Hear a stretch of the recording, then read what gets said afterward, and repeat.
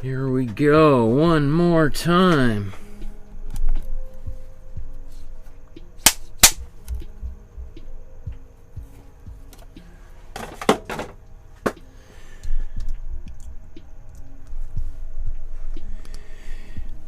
Good afternoon, everyone. My name's Michael Markowsky. Welcome to my studio. Today we're going to recreate another artwork by another one of my favorite artists of all time. Today we're going to be looking at an artwork that was created by two people. And this artwork was created by Frank Miller and Klaus Janson. Klaus Janson, sorry.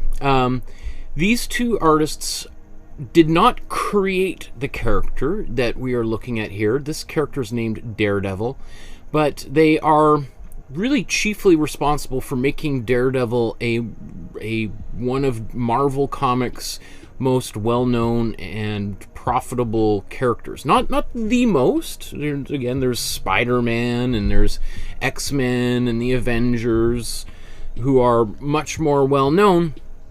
But Daredevil has become one of the more important characters, and especially these guys basically rescued Daredevil from being a completely forgotten character altogether. So I'm really excited to do this because Daredevil was my favorite character growing up, and so I read many of the comics that today's artists created.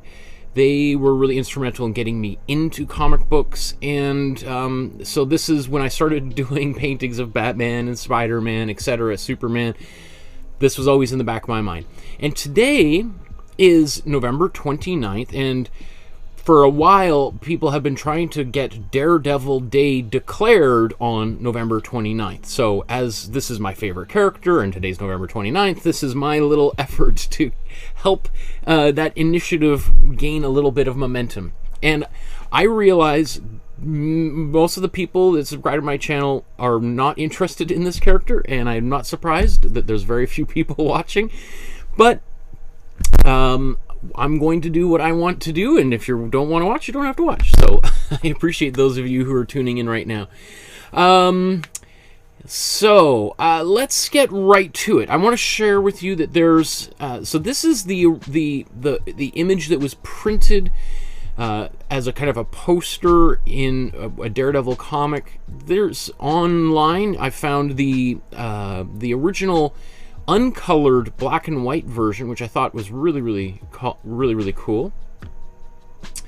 And this is an outline that I did that also features the text, and then here is the one without the text. It's been removed. So feel free to paint whichever one you want to paint. I'm actually going to paint this one here, and I'm going to show you where you can download the original template. Okay, so if you click in the Dropbox link down below, you will see a whole bunch of files within folders here. And these are all the artworks that we have already done. Lots and lots of art that has already been created. We've done the Mona Lisa, Salvador Dali, Grandma Moses, Mickey Mouse, all sorts of different kinds of things in here. Rembrandt, we did a whole week on Van Gogh, a whole week on Picasso, a whole week on Tom Thompson, Canada's most famous artist. And if we scroll all the way down here, we get to Frank Miller. Now, again, it's not Frank Miller and Klaus Janson were the two artists who created today's artwork, so I don't want to skip over him, and we will talk about him as we go forward here. But you'll see inside this folder, there's 6 files. Really, the reason why I showed 4 before, there's just a couple that are PDF files. So if you can't print yours out on your computer with the JPEG, there's the PDF there ready for you to go.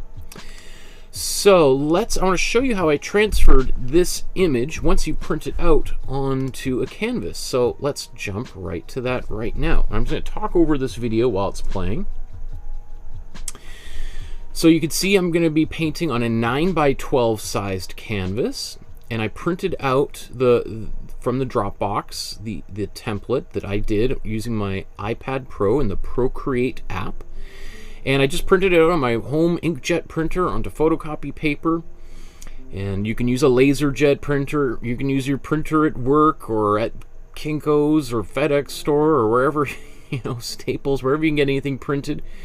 And then I just tape it down. I sort of made a little bit of effort to get it kind of centered. And then you can see I'm using some carbon paper. And you can buy carbon paper at any art supply store. And there's also an Amazon link in the description below if you want to use that.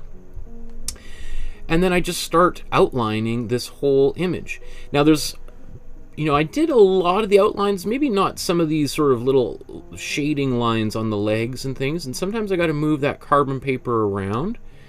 Right, and here you can use a ruler for this, but if you don't have a ruler, you can also just use the side of another canvas, for instance. And there we go. We take a look and maybe you see, oh, there's something missing. It's a good idea just to double check before you peel off that sheet, right? Okay, and then when you're done that, you've got your canvas with the printout.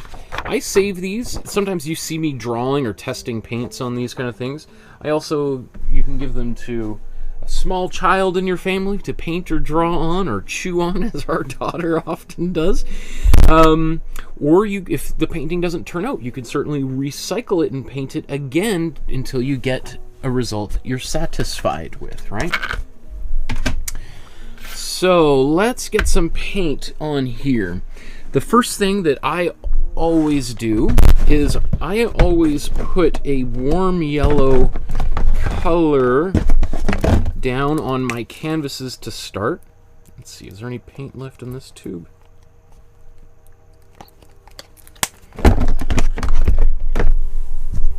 Okay, that one. I thought one of these was opened.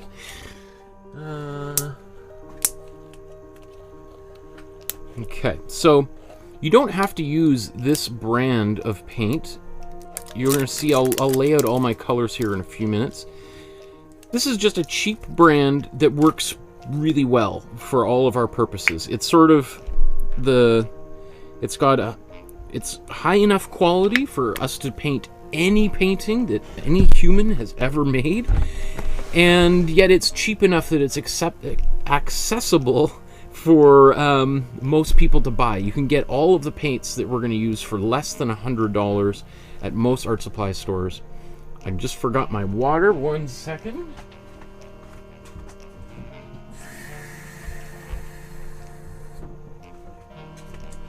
Okay. So this is just lukewarm water from the tap. And maybe that's a little bit too much water. This is the only time I ever put water on my palette. And let's scrub this in.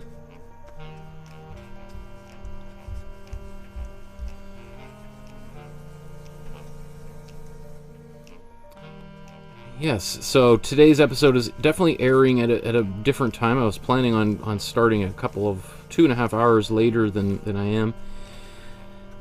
It's I've got to do a bunch of grading for my classes. I teach at a local university, and semester's almost over, and my back's up against the wall. So it was like, I either cancel today's episode or start earlier. And I thought, again, this is my favorite comic book character, so I'm not going to skip it.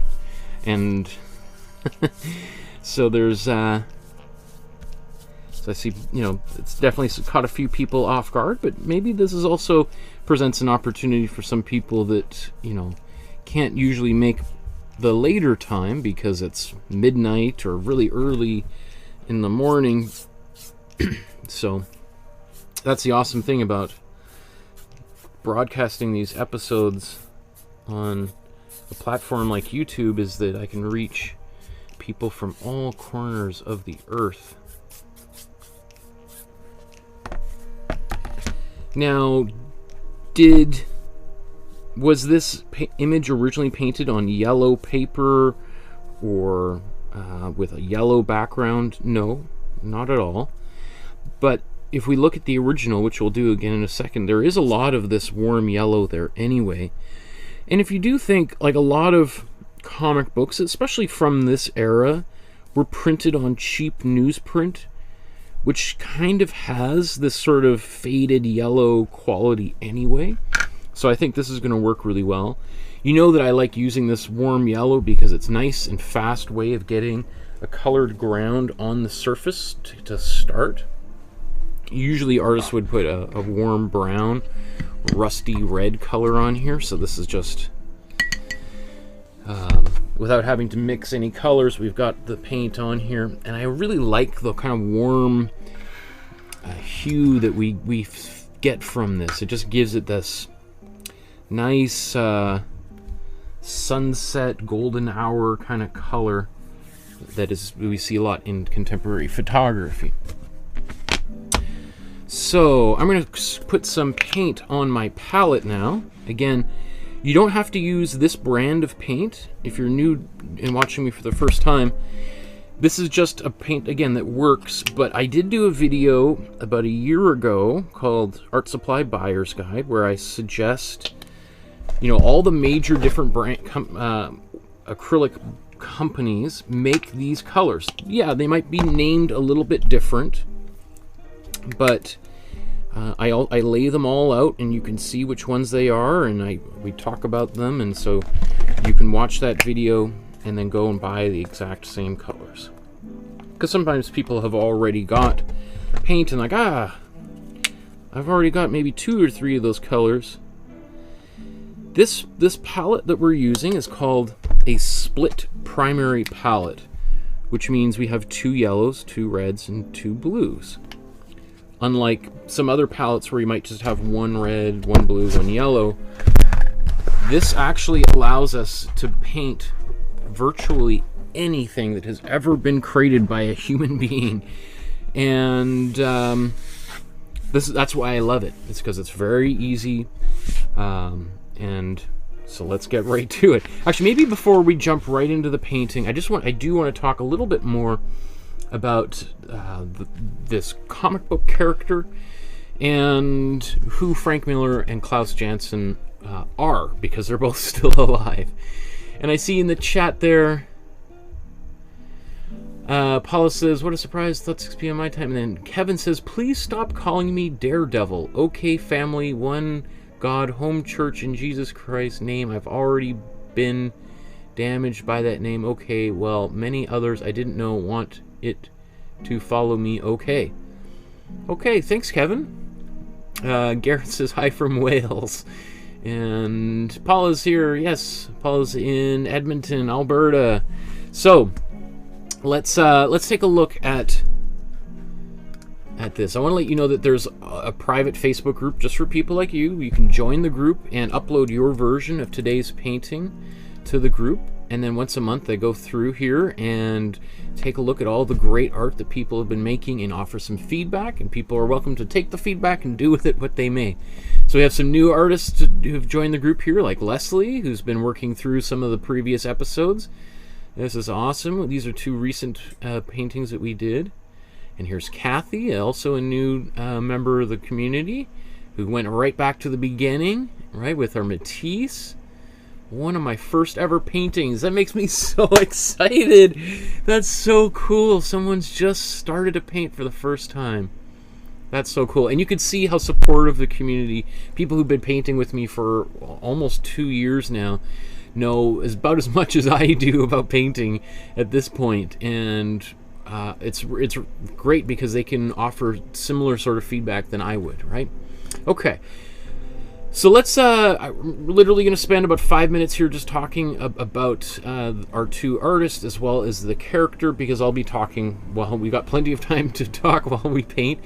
But Daredevil was not invented by today's artists, but today's artists did really transform him into a very well-known, maybe not household name character, but certainly amongst comic book fans, one of the more prominent characters. So he was created in 1964 by who else? Stan Lee. Stan Lee, who basically created every Marvel character except for maybe a very small number, and another artist named Bill Everett. And the two of them, you know, Stan Lee was sort of just creating characters left and right at this time. Probably both because, you know, by sort of putting out all of these characters, they could claim copyright on all of these names and all of these different kinds of looks.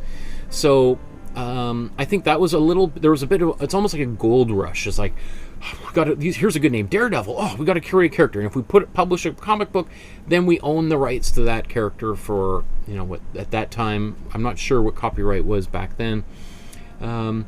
So Daredevil was, you know, a lesser B character in the Marvel Universe for a long time. And it's not really until Frank Miller comes around that he really transforms this character into one of the more iconic Marvel properties.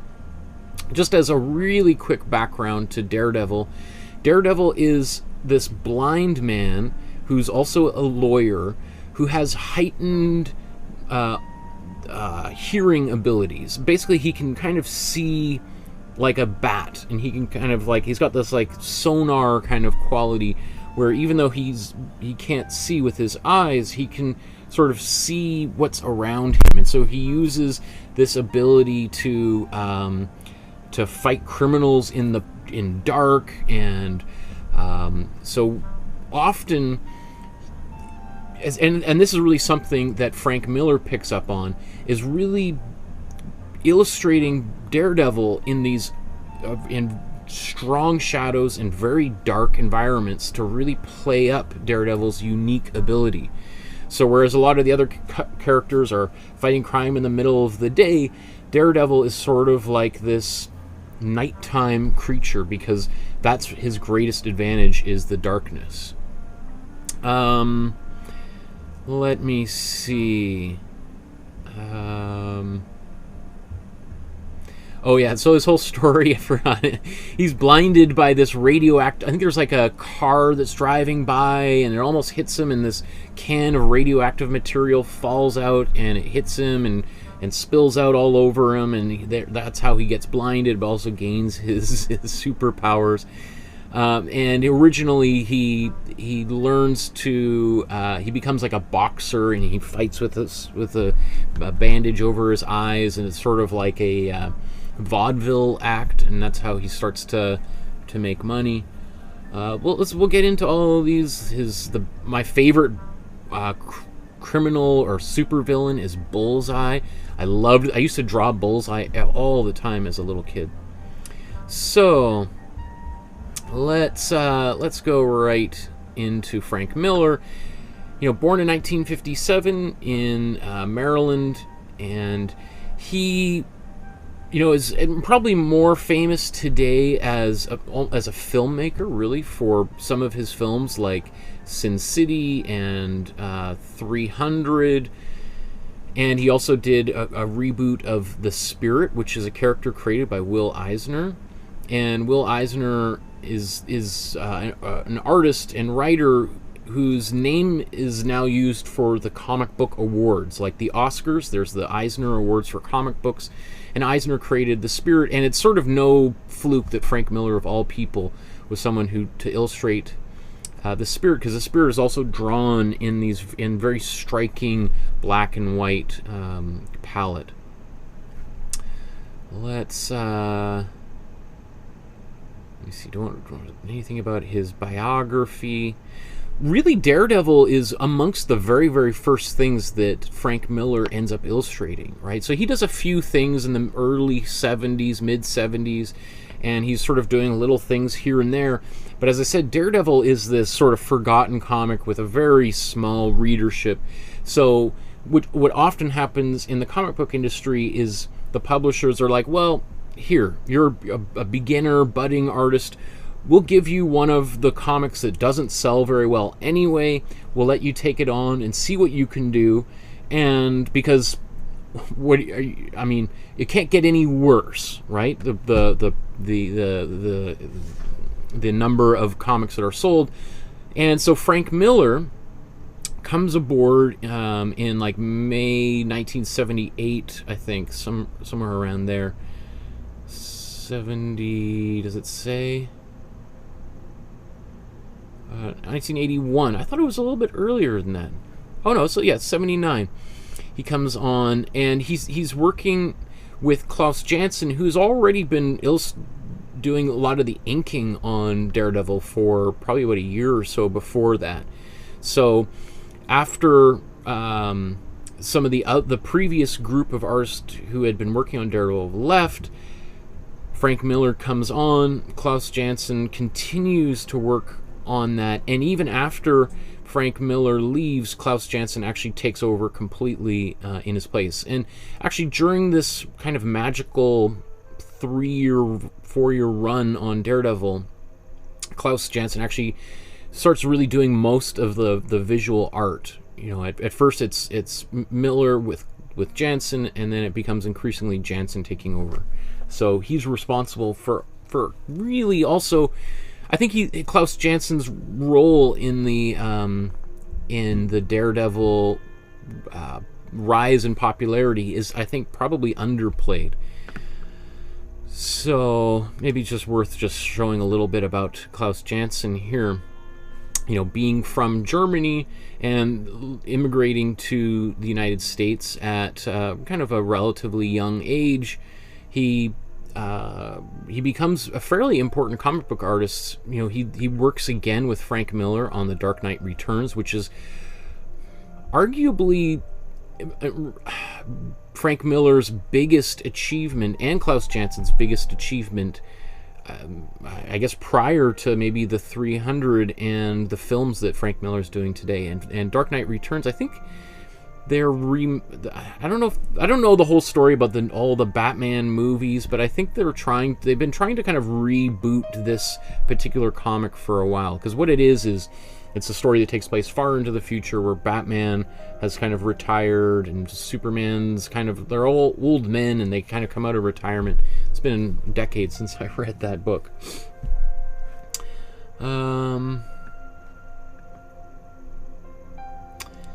I see a whole bunch of comments there by Kevin. Thank you for sharing all of your thoughts here. I don't have a time to read all of it there, but it sounds interesting. So let's dive right into the painting, and I think our canvas is ready to go. So where's my... it's still a little bit tacky, so I'm going to blow dry this and mute the audio for just...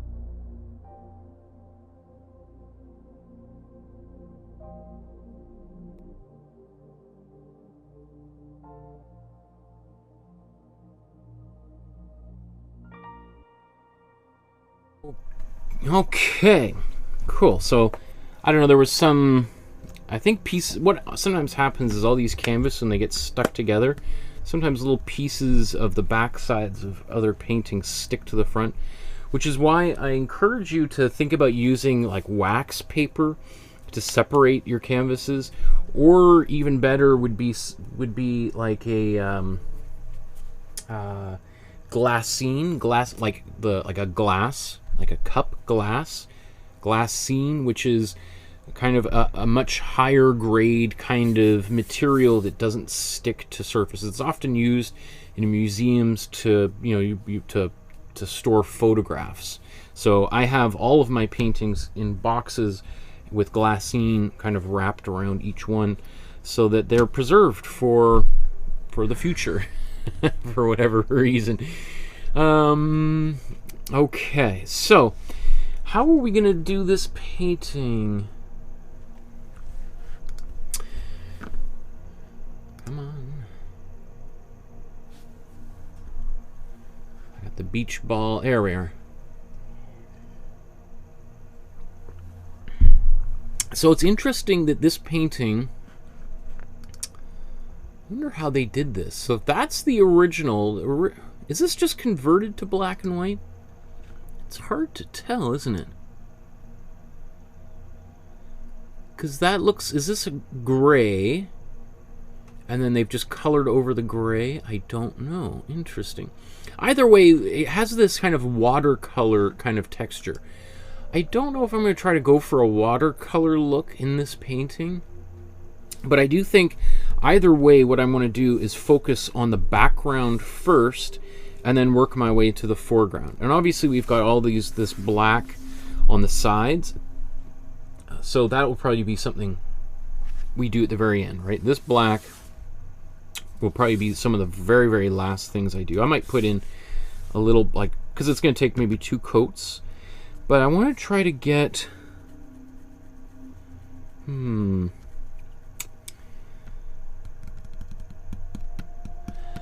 know, you can see this warm yellow. Actually, that's a bit of more of a cooler yellow in down here, but so maybe we will actually even paint a little bit of white and yellow into some of white and cool yellow in here.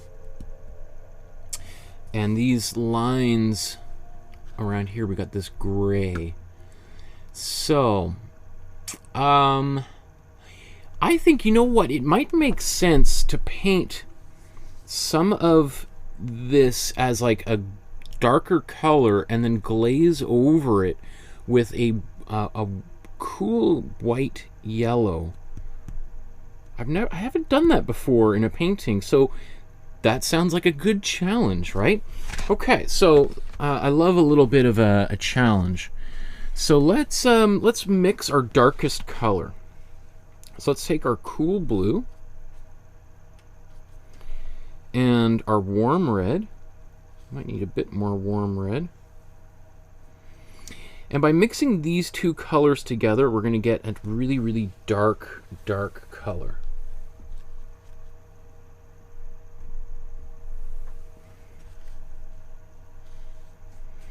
Now right now it's got a bit of a reddish purple, which means I probably need a little bit more blue. Now we get a little bit more of a neutral purple. But I want something more than just purple. I want it to be kind of like a gray. So I'm going to take some of this cool yellow. And now this color goes very dark and loses almost all of its saturation. So because blue and red are almost across the color wheel, they're kind of down here. We take this and it kind of pulls that color right up into what we call the neutral core. So now we've got this dark color here. I'm intrigued. I'm like, I wonder if this will work. Okay, so you can always just watch and then decide not to follow in my footsteps here. And that's why I love doing these things, is I love sort of playing around. So I'm going to take my, just a smaller brush. You see our daughter, I have our baby monitor right here, and she's up and talking, and she's supposed to be fast asleep right now, but okay. So I'll probably, you know what, I think I'm going to do a bunch of outlining, should I? Okay, so with these hands, I'm actually going to outline the outer edge of the outline. Because Otherwise, these fingers are going to get very small because there's going to be black around them. So that's a lesson that I've learned in years of... I used to draw comics with a good friend of mine. And I'm drawing a comic book right now. I'm working on a graphic novel. So, every day this is what I do. Paint comics.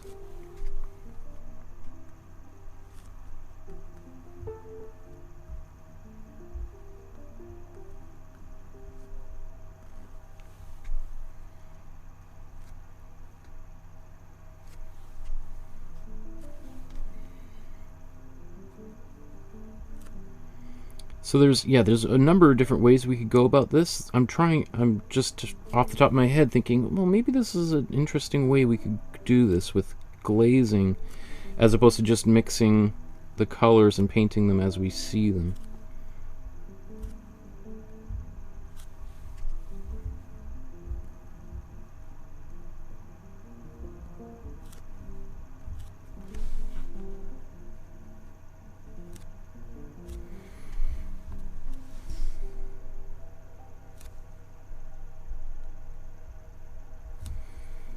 So I'm just starting with a very loose outline. My goal is not to make this perfect.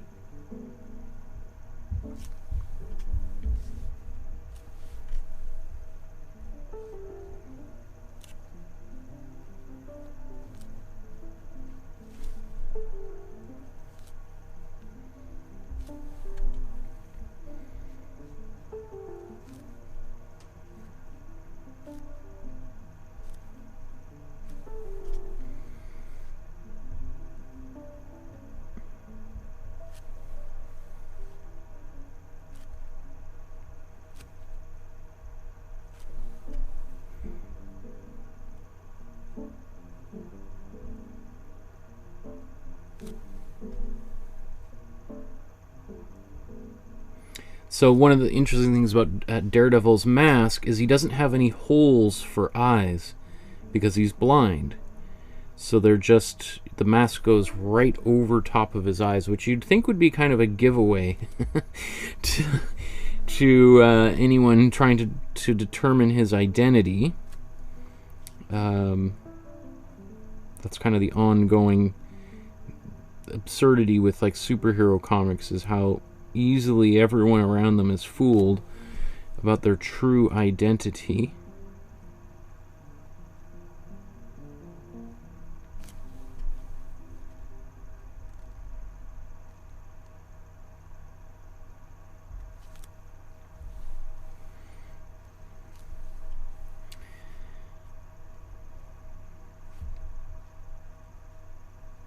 So again, all of these lines are not, they're just here as placeholders.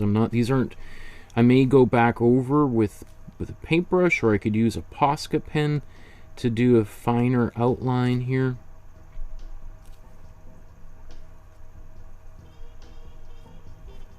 And so I'm not even sure if what I'm about to do is necessarily the best approach.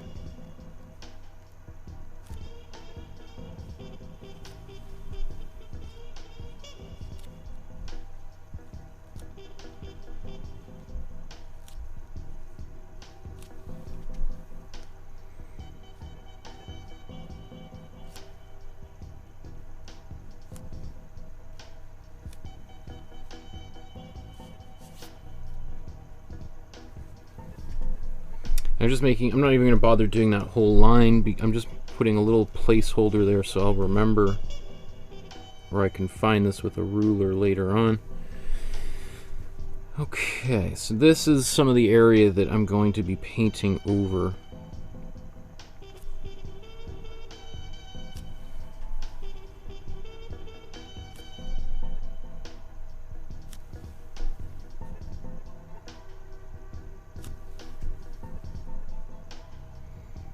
So I'm going to be doing kind of like almost like a watercolor glaze over top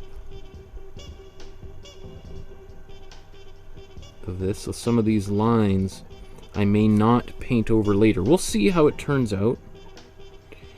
Maybe I'll do lines with some light gray over top of this, depending on how the glazes turn out.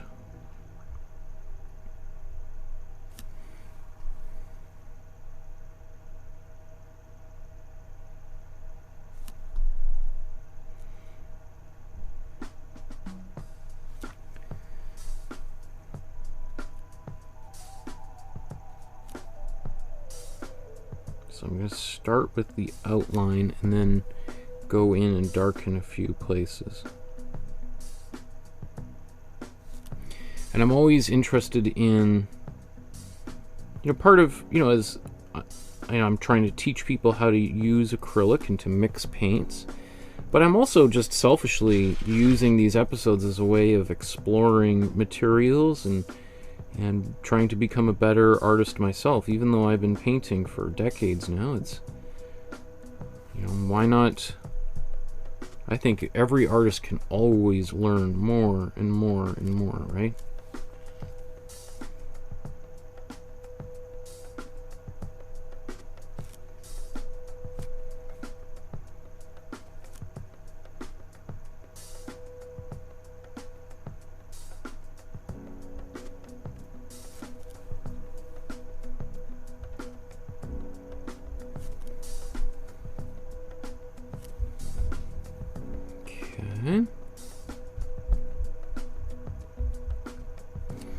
So we'll see. Like, I could imagine what I'm doing here being a big waste of time, or ultimately saving me a lot of time. I don't know. And as an artist, you're never really sure until the painting's done what the best way to do it will be. I suppose people watching can be like, oh, okay, that worked, or that didn't work. I'll make a decision based on that. But ultimately, when you're painting your own paintings, which I think is usually the goal for most artists, is to be able to learn the tools and techniques well enough to create their own artwork, but using their own subject matter and so on and so forth. So I'm just inventing a few little buildings here and there because there was the text running right across.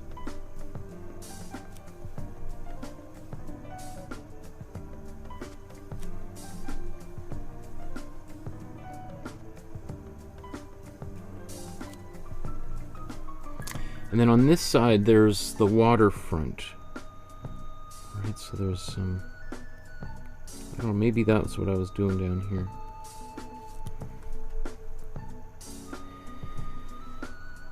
Let's continue. These buildings getting smaller.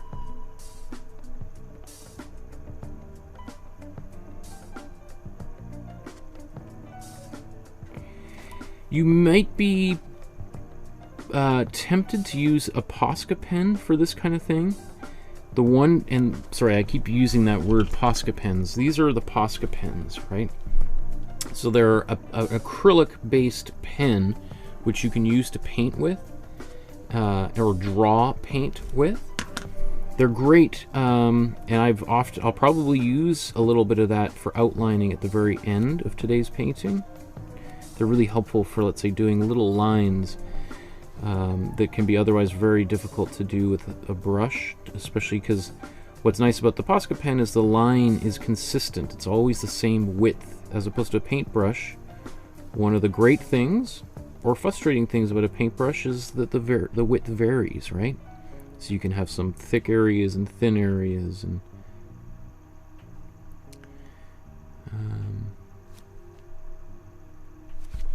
so as we go up here, should make, some of these buildings are visible in the original.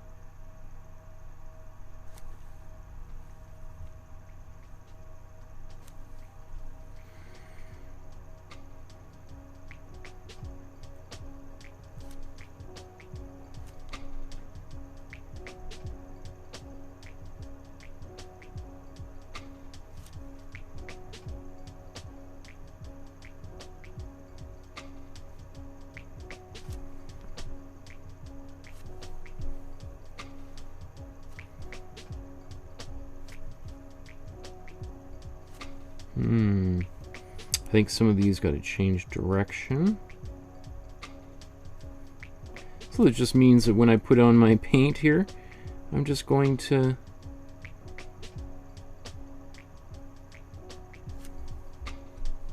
kind of paint over some of these areas a little bit more.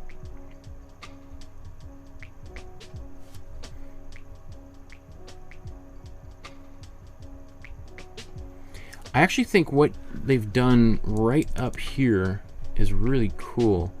How they just sort of kind of started to abstract the city into these just kind of shapes. And so I think I might end up doing something like that here.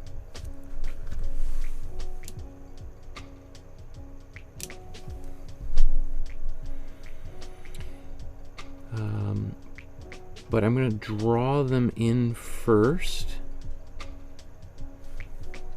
so that there's actually some basic structure here, so that when I kind of start to blur them out, there's some logic around in here.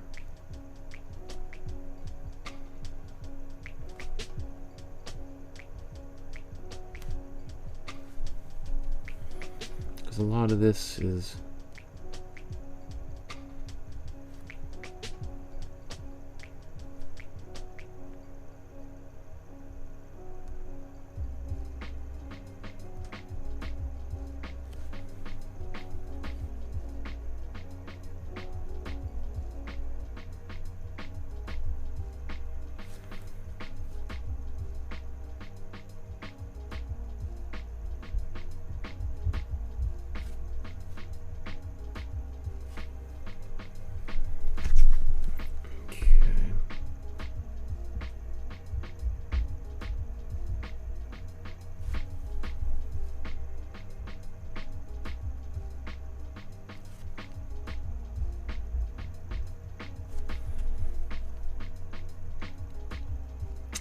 all this kind of stuff just feels a little bit like busy work, but without it, you know, this is all kind of foundational structural part of a painting, and often backgrounds are the things that people just ignore and just hope no one looks there. And even if people aren't really staring at those areas, they're there and people see them, and they can really take away from an otherwise really great painting. So I can imagine some people are like, yeah, I'm just gonna paint the character and have a little bit of a blurry background.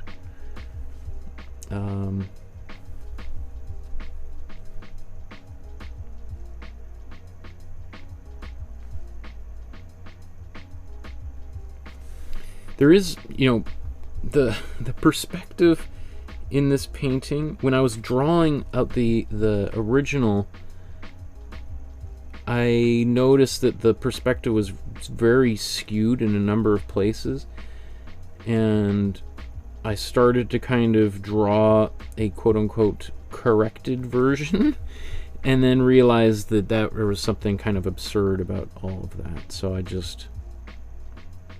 again, some of this is probably just going to be covered over entirely, but the fact that there's going to be something there, I think, I'm hoping anyway, we'll see, will just lend it a level of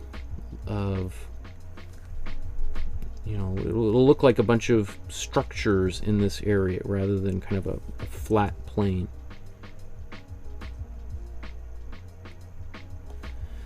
Okay, I think that's good enough, and I'm smudging some paint around. So if you get paint on your painting like I got right here, if you get a little bit of water on it quickly enough, you can wipe it away. You just have to be careful you don't wipe too much, because then you can start wiping away the color that might be underneath that. Just like I just did there, right? And that's not such a concern, because that's all going to be painted over later on. But You know, that's from my hand getting paint on the bottom as I'm moving around this surface.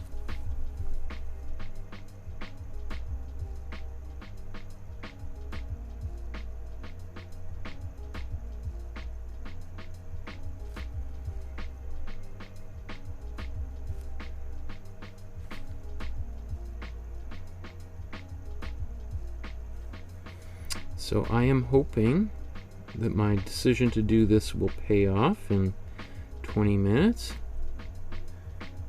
You never know, though.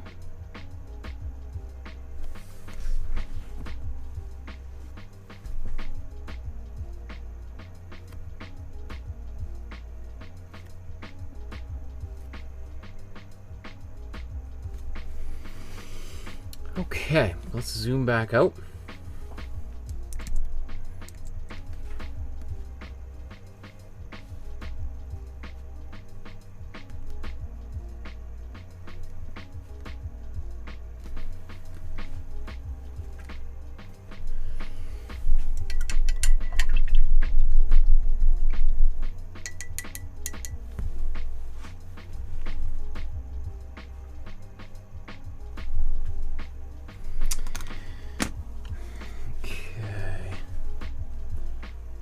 You know what? Maybe while I do have all of this paint mixed up for my background, I wonder if I've got enough to cover all of this area.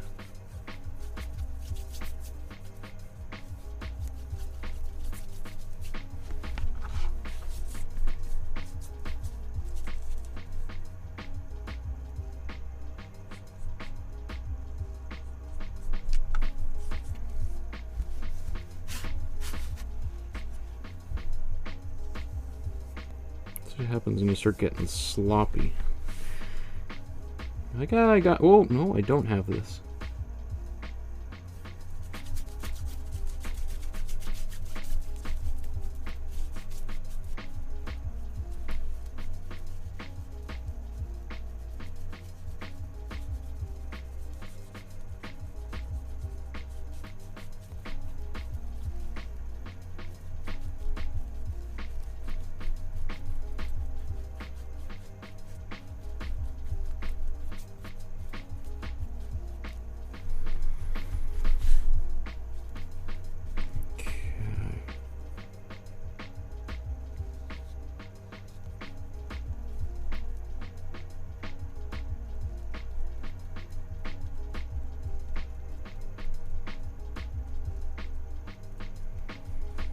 Right, see, look how that finger just got smaller and smaller. So, you know, when I'm probably going to enlarge that finger a little bit here in a few moments. That's why it's good to see a little bit of how things are progressing at various different stages.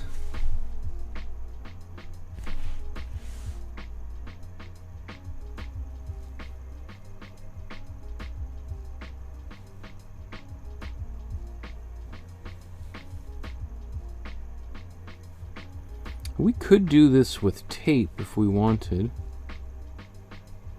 We have done that a number of times before, right?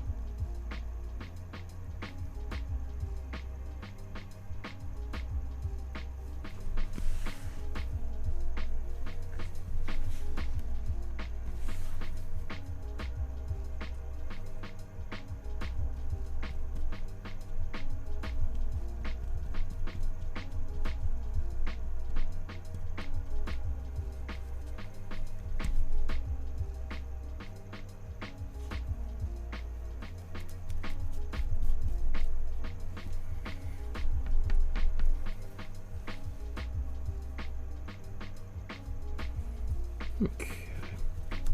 Again, I'll have to do a second coat of this paint anyway, but I just thought, like, I'm about to move on to painting with other colors. Instead of just letting this paint just go to waste and dry up on the palette, let's use it and see if we can.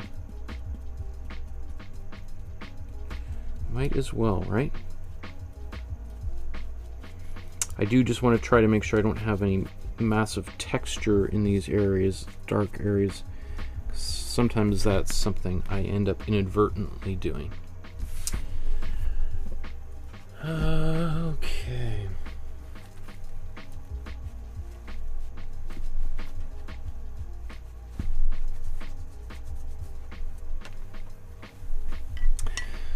So let's just tidy up these brushes. Next I'm going to paint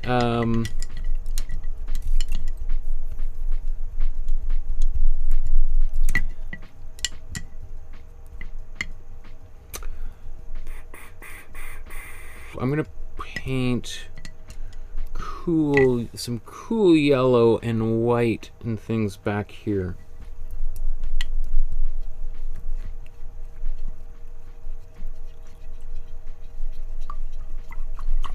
And that should help push the entire background backwards.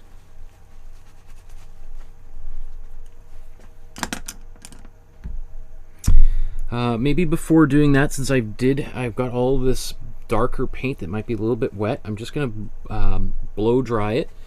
That way it can dry and I don't have to worry about smudging paint here. So let's do that.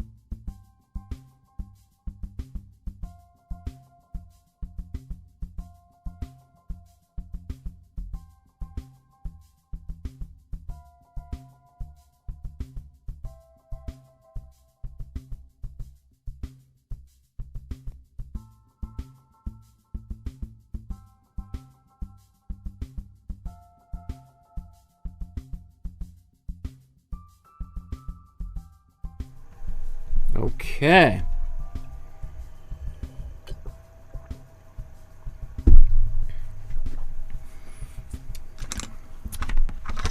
So next I'm going to take some white and cool yellow. Even a bit more white in here. Actually, I'm just going to make a bigger batch of that.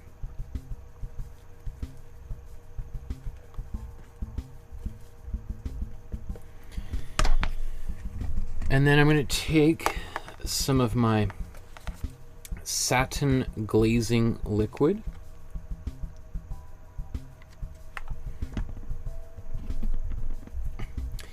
And I'm going to put this, mix this into my paint. So it's going to become more transparent. Maybe even a bit more. Don't need too much. But obviously, one thing, white is like a very strong, opaque paint, so it will easily cover up and hide anything. So you just got to be careful not to overdo it. Okay, so let's look at these here.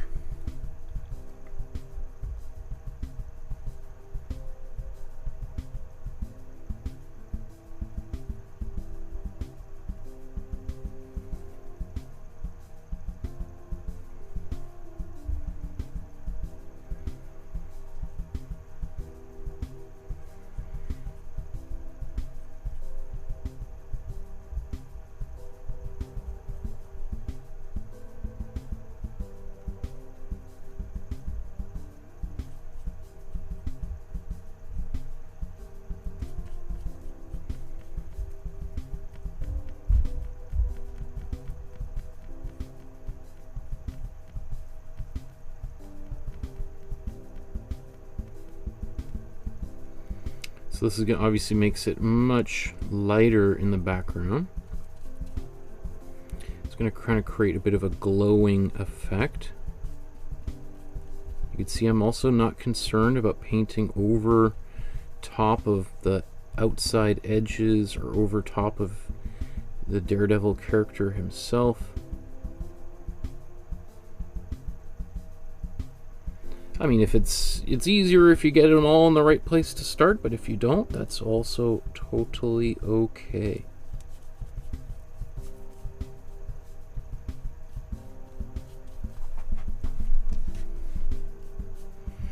So I could have done this before. Like, I could have done this could have been maybe my first step. But as always, you know, and if I was painting this on my own, that's probably what I would have done. But since I'm doing these online in front of other people who may want to try to reproduce what I'm doing, my only fear is a beginner artist might lose their original pencil lines and get really confused and lost. And I want to try to prevent that from happening. I want people to go into a painting and feel kind of relatively confident throughout the process.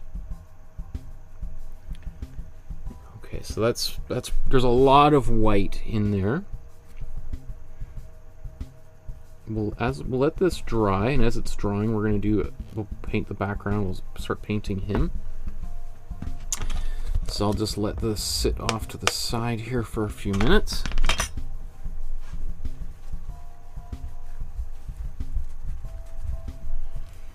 Just gonna clean my brush.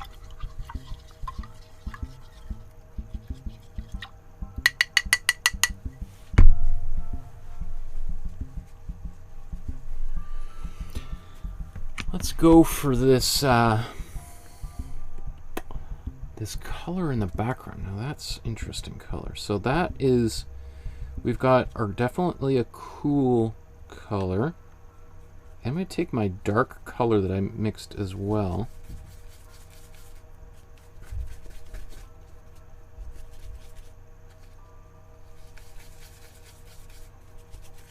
I think I'm just going to take even a little bit more warm red.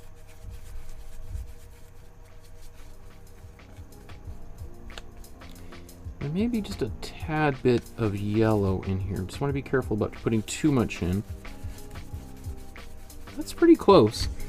And then I'm going to put some glazing fluid in here to thin it out. It looks like it just got a little bit whiter, but what it really is we're just seeing the white of the palette coming through here. It's making it more transparent. I am going to put a little bit of white in here.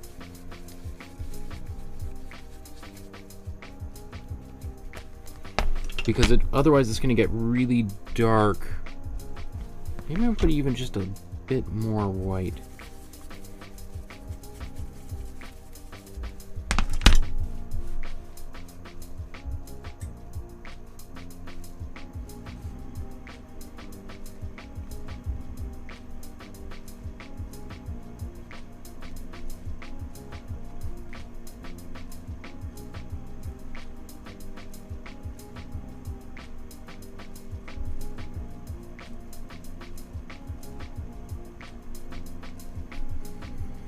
That's close, and we can modify it as well.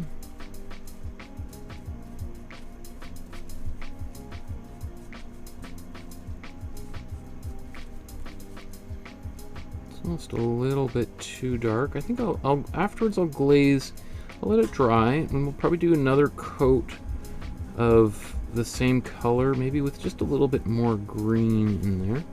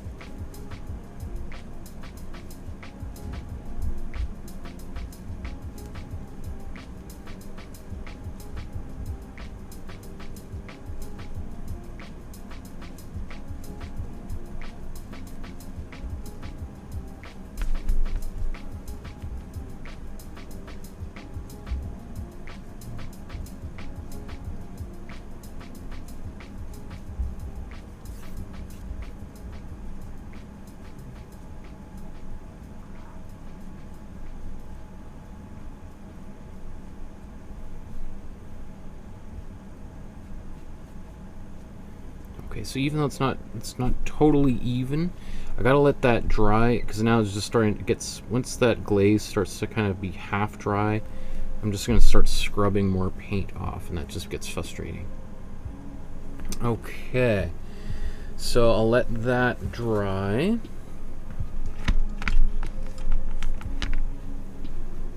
You can see I also just wipe, if I've got excess paint, rather than just wiping it all off, I'll just drag a little bit on here, because maybe at some point I desperately, you know, something happens, I need to clean up. If I've got even just a little bit of paint still wet on the palette somewhere, that will allow me to kind of clean up or fix a tiny mistake. Even though one of the benefits of this palette is that it's very simple, I can remix any of these colors with relative simplicity. So let's now, I want to paint Daredevil. I'm gonna give him a little bit of, I'm gonna use the warm red, and I'm also gonna take again a little bit of white in this mixture.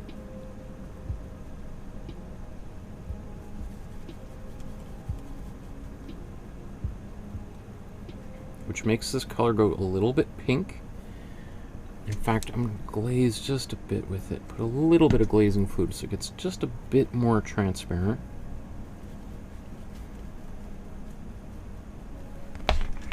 Okay.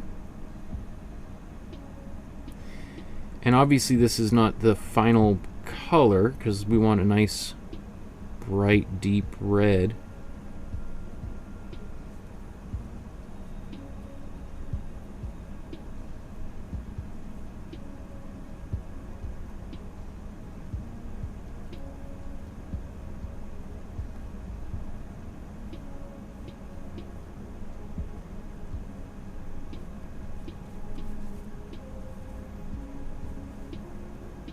I like how that looks. So on camera it might appear as if all of the lines have just disappeared. I don't know how it looks on for you guys at home, but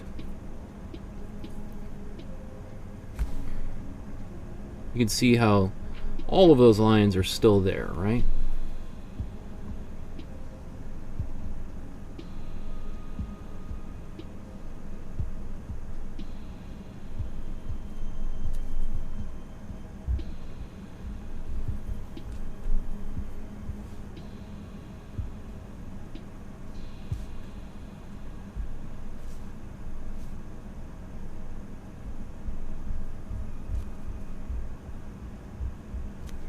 And I'm also painting right over like all of the black lines, including kind of outlines.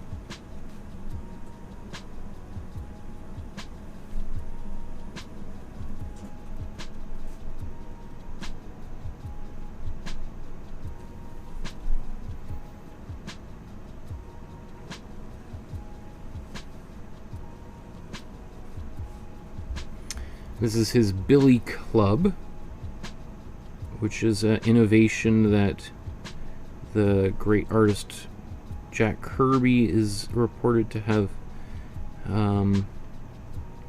introduced to the character.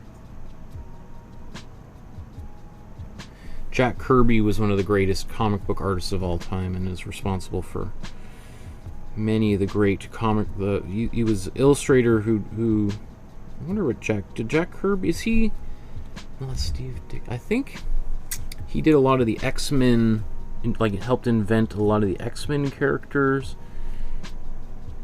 Really after Stan Lee, Jack Kirby is probably the second most important creator in the Marvel universe, I guess you could say.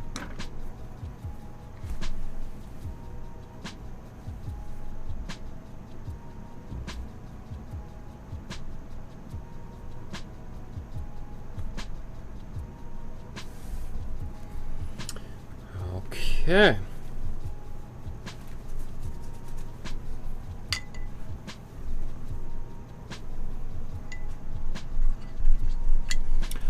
I guess while we're here, we could, well, yeah, I guess we could mix a little bit of a skin tone.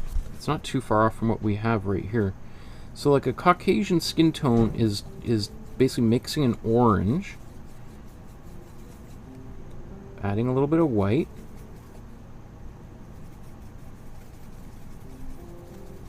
and so you get this kind of peachy color, but then complicating it with a little bit of warm blue to get it, which turns it into a bit more of a brown.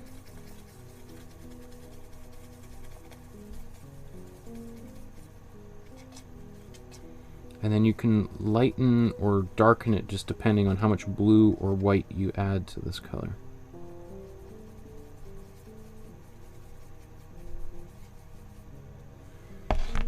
So let's see here.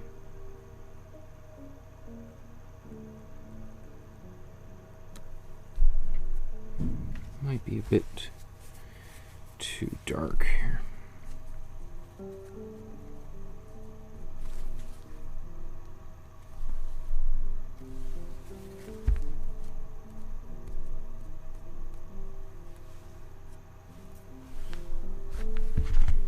Let's just add, I guess I could also glaze with this a little bit.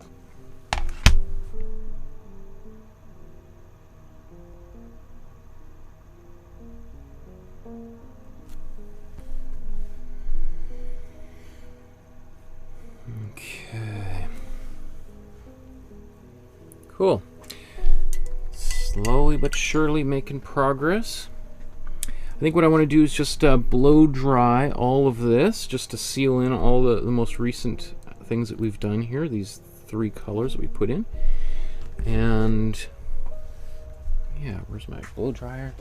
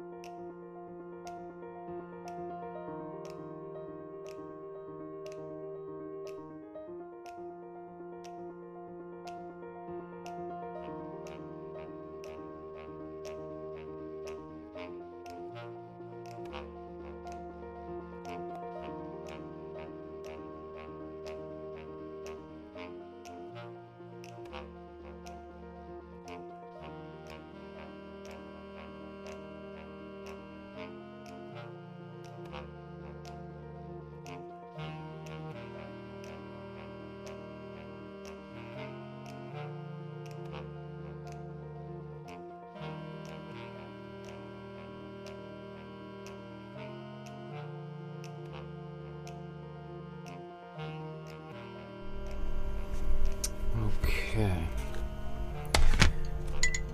So clean a few brushes.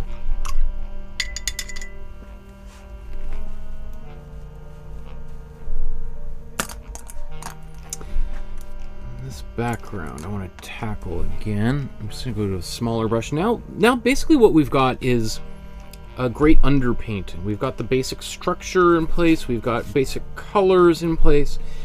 So this might be a time where you could stop for the day and continue tomorrow or some other time in the future.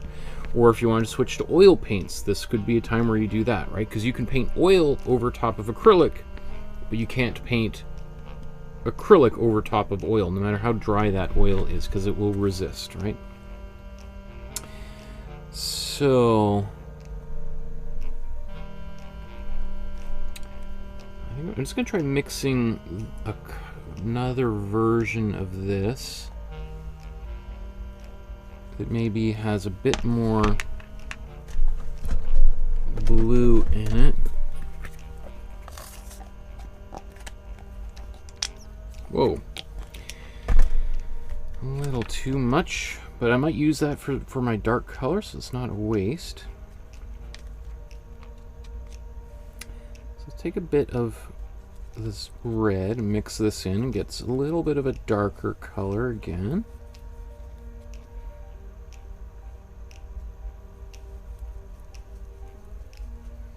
Well, just a bit more of a teal kind of quality. This time I will put a bit more white in.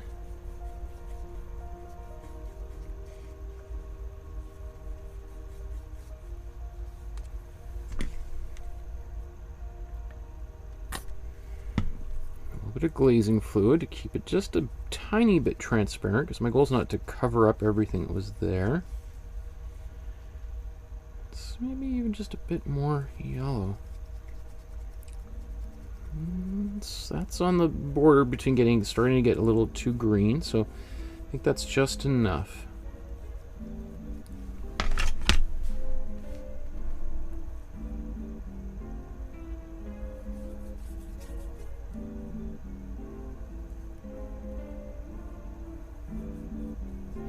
So some of the railings here have kind of disappeared a bit. If by adding a bit more glazing fluid in there, I could make it just a bit more transparent so I don't lose those details. But I've got lots of different tricks up my sleeve. If, for instance, I do lose that entirely, we could reclaim it using the template. We could cut the template, but I still see them. I think I'll be fine, but maybe I'll show you how I would do it if you do run into a situation where you did lose that information.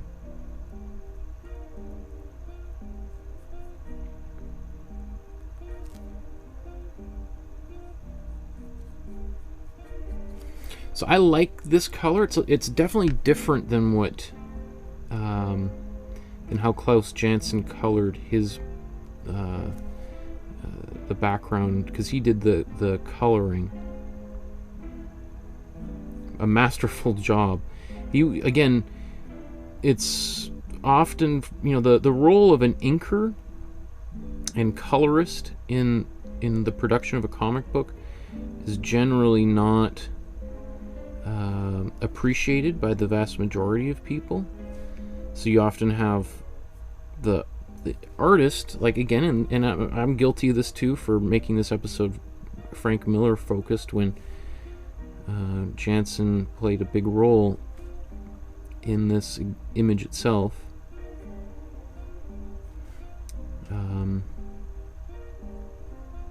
But especially these, well, even back then, but even more so today with digital tools for coloring, yes, we have a lot more options, and you can do really cool things, and the computer does help you, but knowing how to use the computer to get those cool things done is a skill that most people don't have.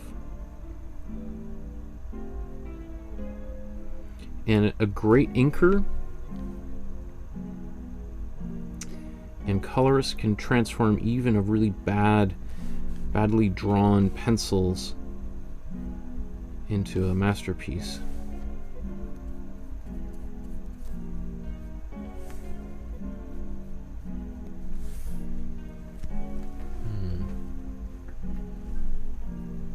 It's pretty dark. I don't mind it. Well, we'll see. I could also glaze and lighten things up. We'll see it as we go here.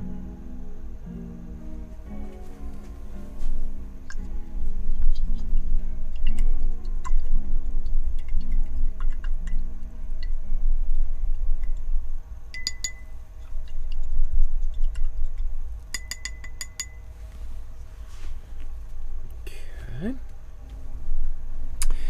So now what I'm going to do is I want to take my cool yellow,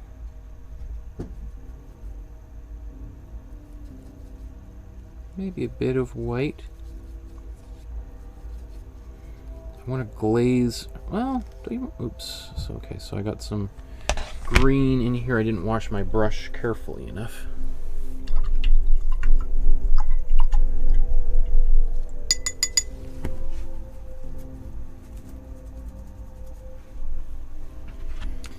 Let's do that again.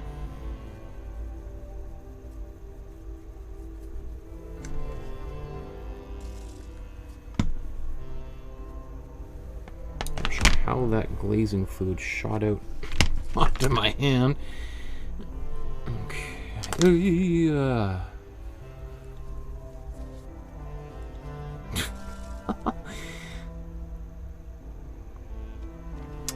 So let's now take this.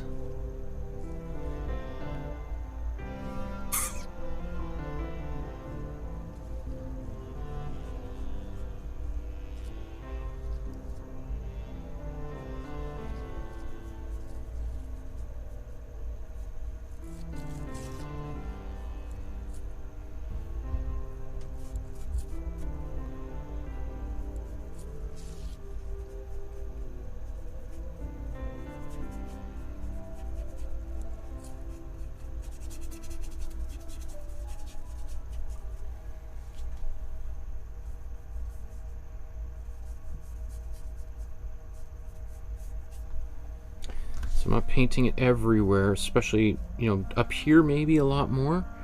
Then down here we're going to have some browns.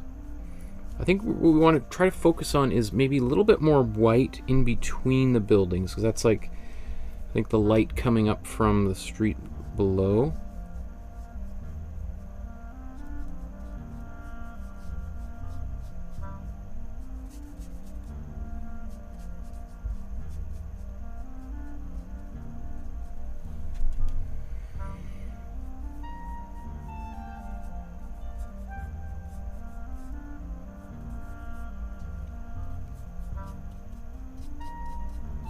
So as we get closer down here, less and less of that warm yellow. Okay. I'm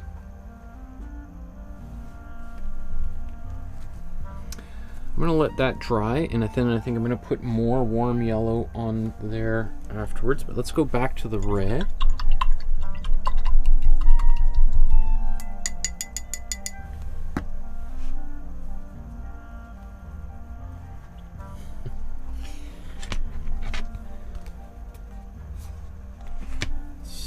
Get a bit more warm red on the palette.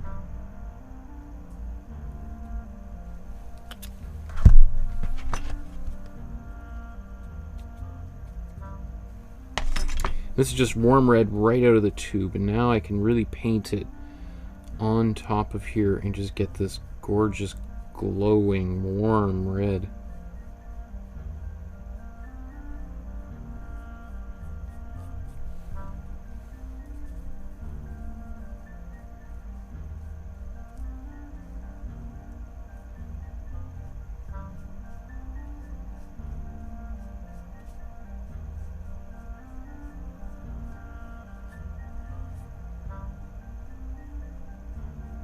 So now this warm red really pops, like it's really nice and bright and saturated.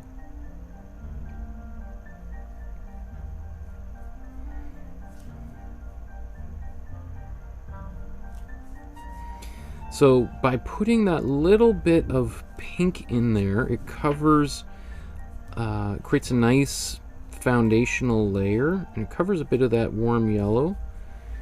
And therefore, and it gets rid of any kind of streakiness.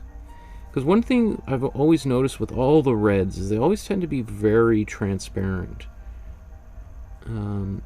Even like the cool reds, even more so.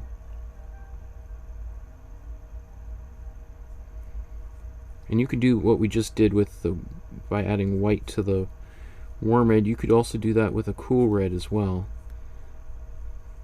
And then this would allow you to get a really nice, I mean, that, again, it's, you can see on camera it's so red that it just looks like a big blob shape, but trust me, there's, again, we can see all these details are still there.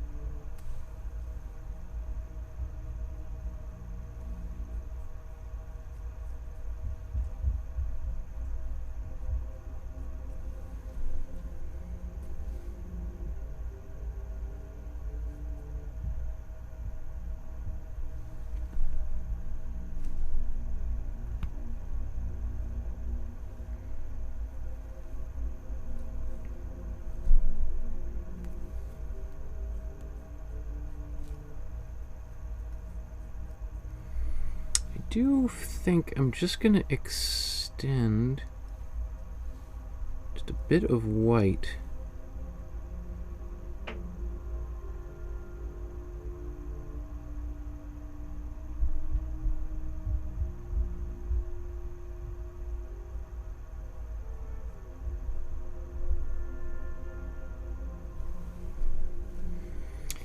So what I'm doing is, by painting that white, I'm going to come back and do more warm red on there a little bit later.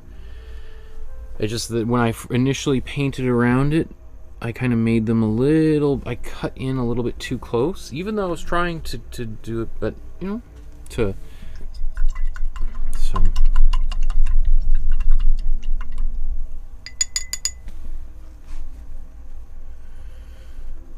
Okay. So what I want to paint a bit more in here, and so I'm going to blow dry it just so that it can dry and I can do a little more.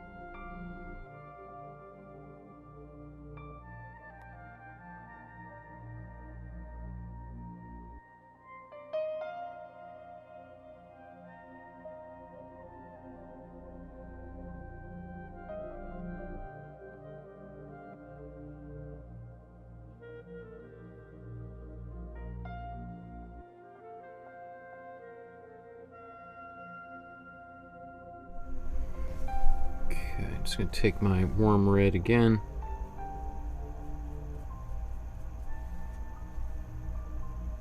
You can see I'm kind of being a little bit sloppy, but I'll clean all that up when I'm doing my outlines with black later on.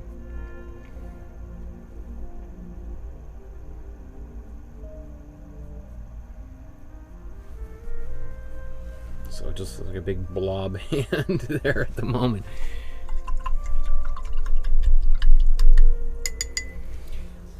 Okay, so let's do a little bit more in the background. So we're gonna get, actually, before I even go any further, I'm just gonna take some more cool yellow and just do a few areas of very saturated cool yellow.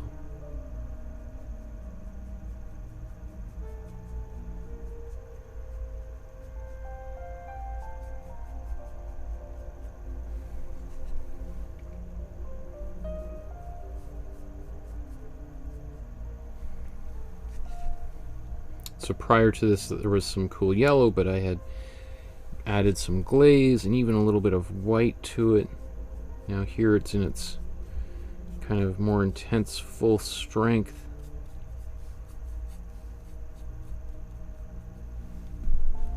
Right, it's really kind of popping. But again, because it's cool, it wants to recede a little bit. Now let's take some cool blue and mix this into this color. And get a bit of this electric green going. I'm gonna put a bit of glazing fluid in here, just so it's not super full strength, a little bit diluted. I want it to still stay in the background, and keeping it a little bit diluted helps with that.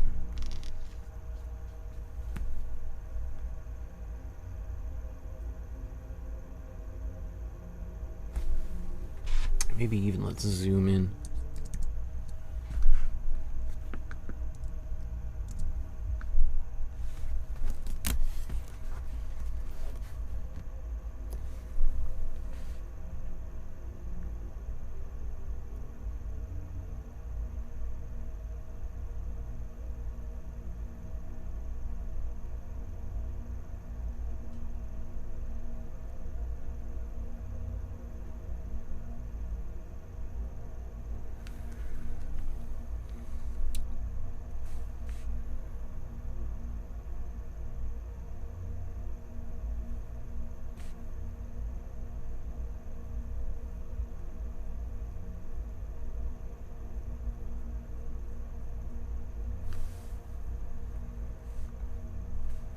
That area right here, I think needs a little bit more glaze. So before I just do that, let's just...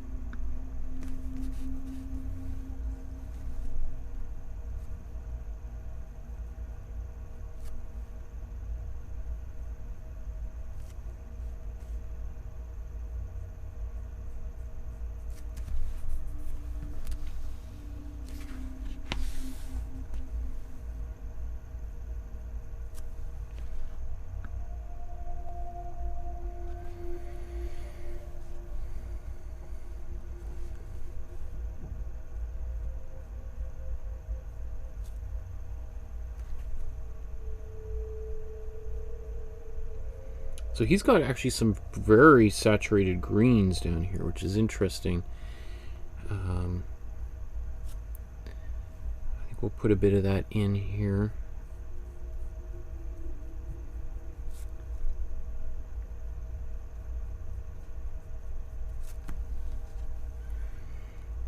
Like, I think what this might be suggesting is sort of like neon lights from the city below. You know, the signage and posters and billboards, etc. Oh, I didn't even notice all of these little things. That's going to be interesting to do later on. Okay, let's come back up to here.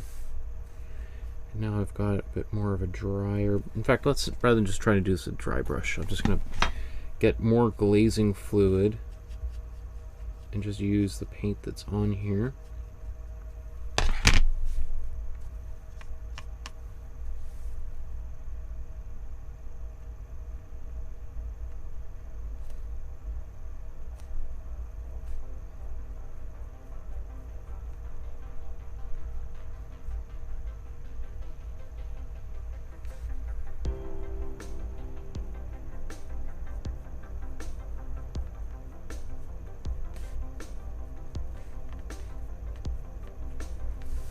Just kind of modify everything just ever so slightly.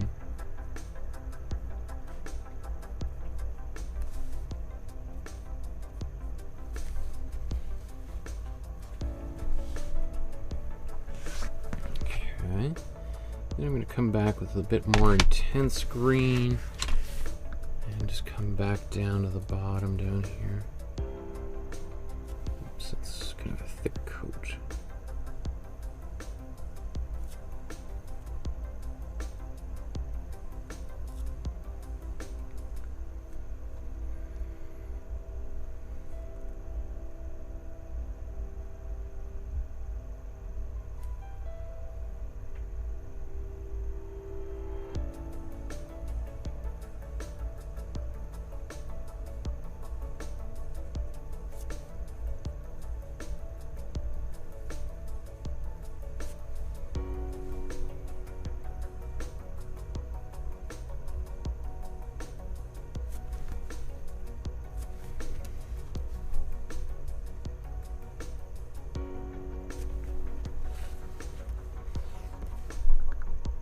So kind of jumping around a little bit, that's okay.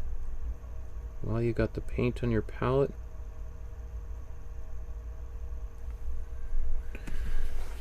Okay, so let's just zoom back out. Just compare.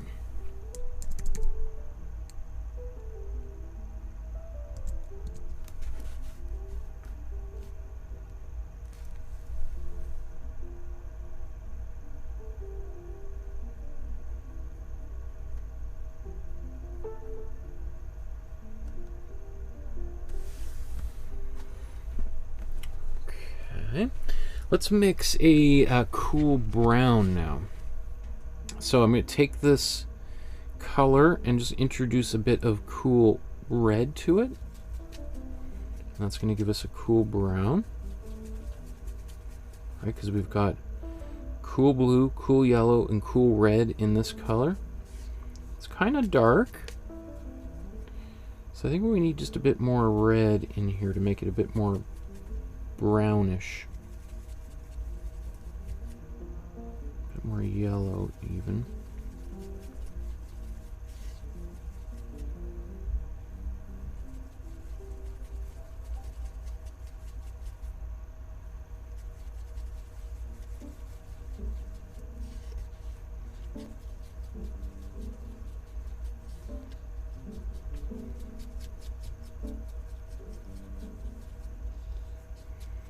Okay, nice cool brown.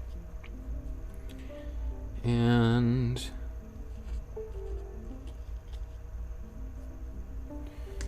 again, I'll put a bit of glazing fluid onto my brush here.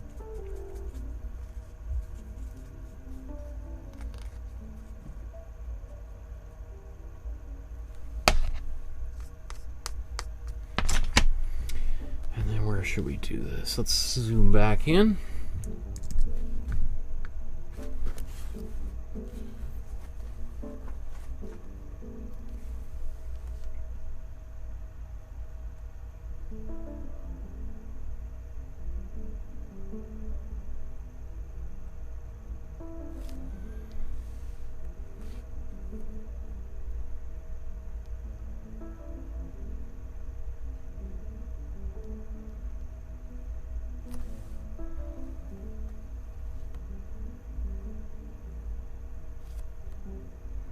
So this is kind of like painting with watercolor by adding glaze.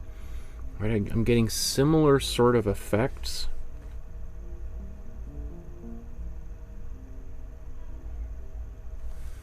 Except in some way I actually have a lot more control with this than I do with watercolors. I like watercolors, but I also find watercolors very hard to use. You know, when I've been painting for a long time, really the thing that sort of knocked me off my heels was seeing an exhibition of JMW Turner's artwork, and we're going to be making a couple paintings by Turner in December. But I saw a show of his watercolors at the Royal Academy in London, England, and it was like, it blew my mind so much that it was like almost an existential kind of whoa. Like, I have seen like the greatest painter, you know, I could not think of doing anything ever to get anywhere near that level of quality. And it kind of terrified me a little bit. Just seeing that and not really knowing how I could respond to that level of greatness. So we'll be painting some of his paintings. Not watercolor paintings, but you know, maybe one day I'll try getting back into it again and seeing if I can overcome my anxiety from it, or of it. So there's no method to how I'm doing this. I'm just sort of going back over, kind of just darkening here and there and trying to keep a bit of like randomness and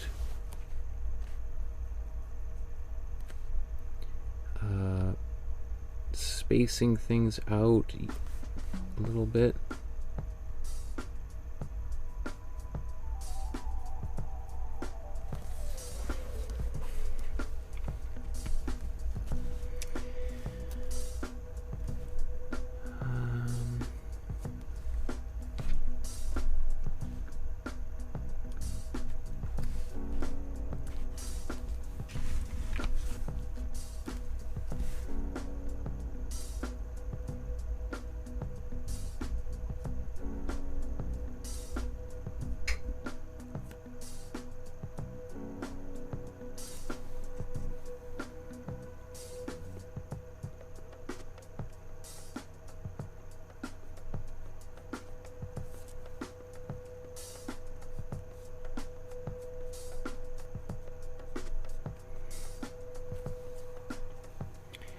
Now, as I'm looking at this, I see that he's done...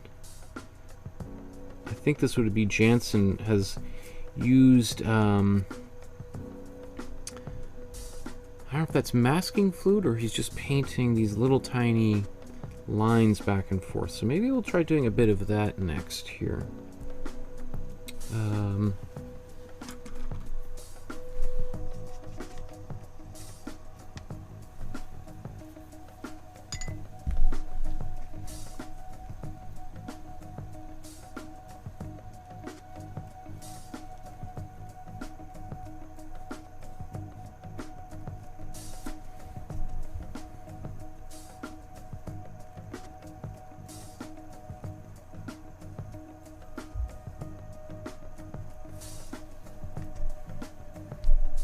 You know, it makes me think that might be best to do with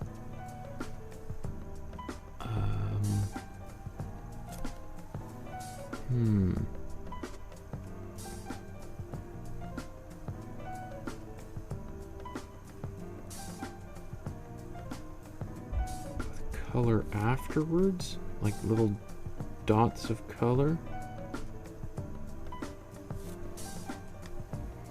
Little white spots. I think this is sort of how he's doing it.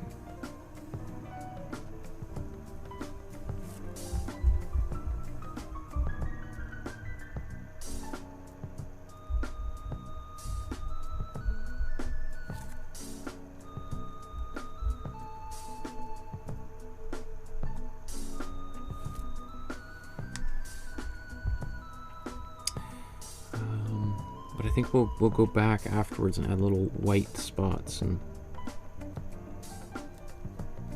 for these windows that are glowing.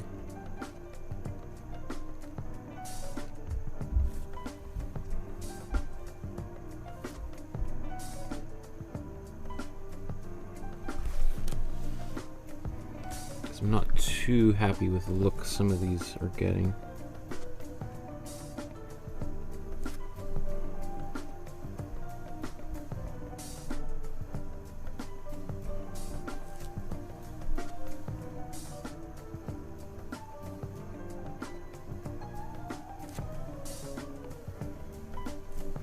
Okay.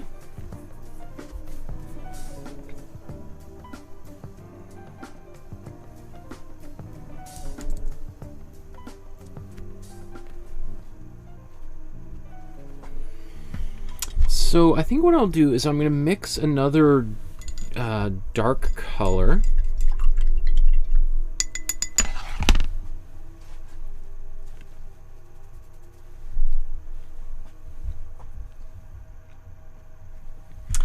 And then I'll turn it into a gray. So I'm going to take this cool blue and warm red.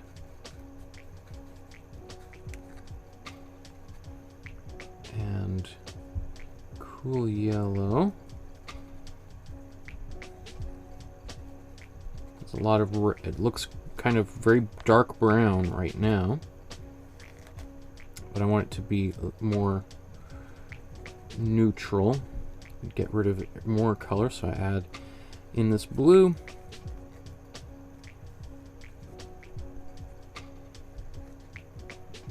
And then I'm going to take a bit of it and mix it over here. And turn this into a gray.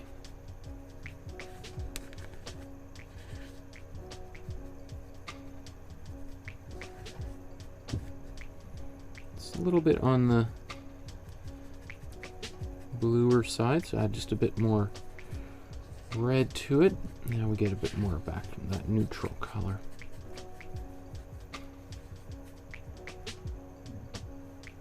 Maybe a bit more yellow.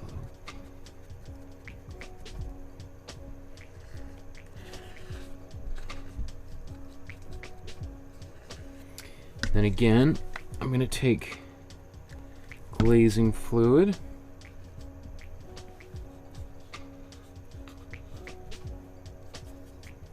and just with the paint that's on my brush, that's why I was trying to wipe a bit of it away. This will make it more transparent. And now let's go back to the original.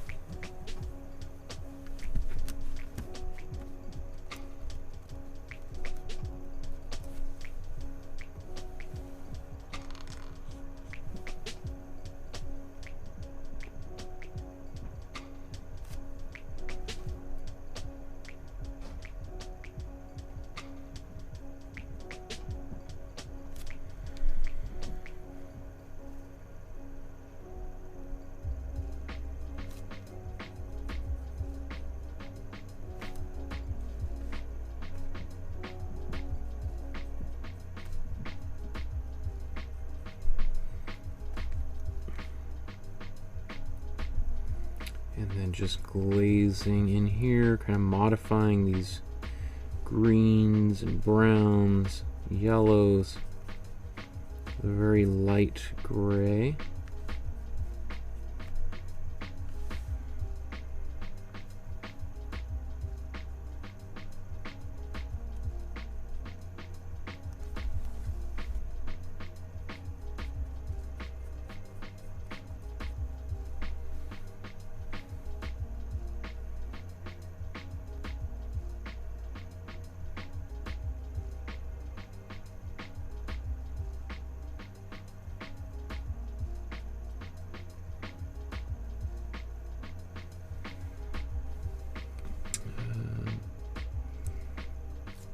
So a lot of the tops of these buildings are going to be darker, which is kind of to be expected because usually there's not lights on the top of a building, right? And if the light is shining from below, even if there is a little bit of light on the bottom, most of the light on top would be sort of drowned out a little bit.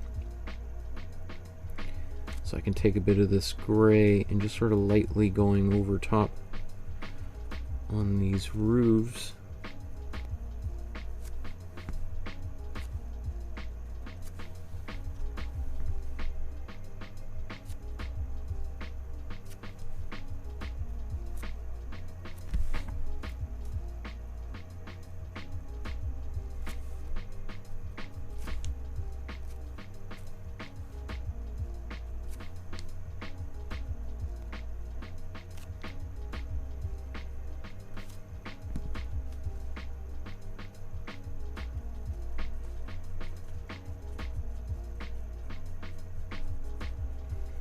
And then also as things are sort of moving further into that space, they're going to get darker and darker.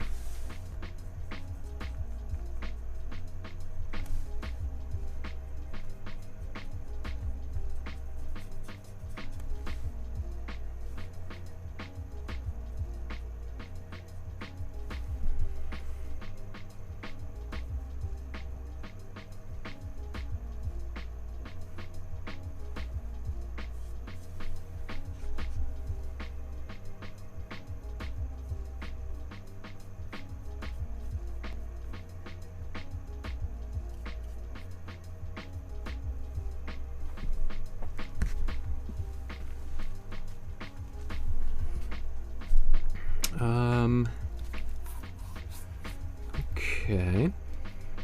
Maybe that's okay for right now. Let's tackle Daredevil, and I think I want to get a little bit of glazing.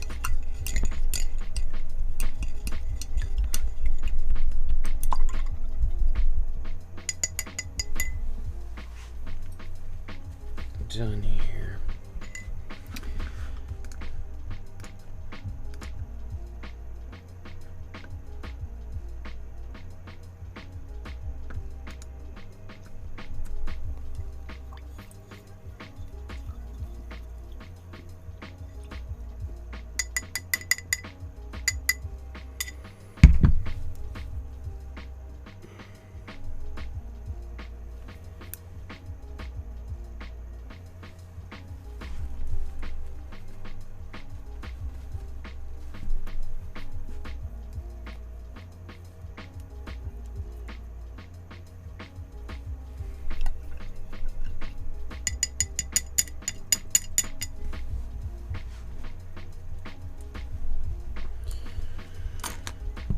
Okay.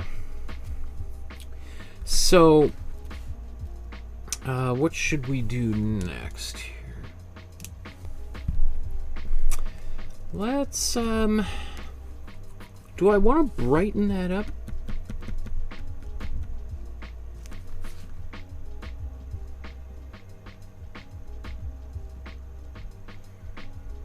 It does feel pretty heavy, doesn't it? It feels pretty dense.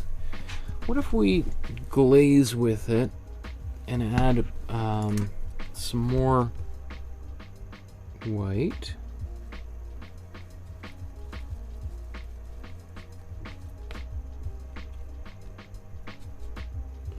And yellow.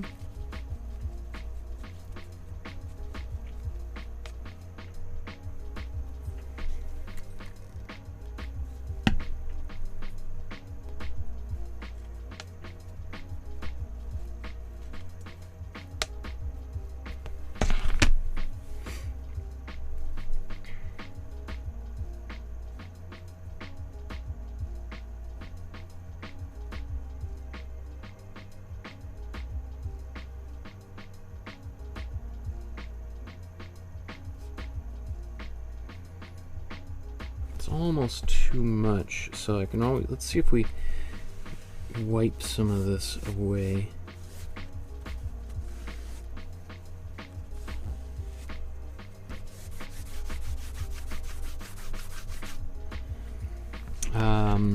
I like that color, but I want it to be not quite as opaque.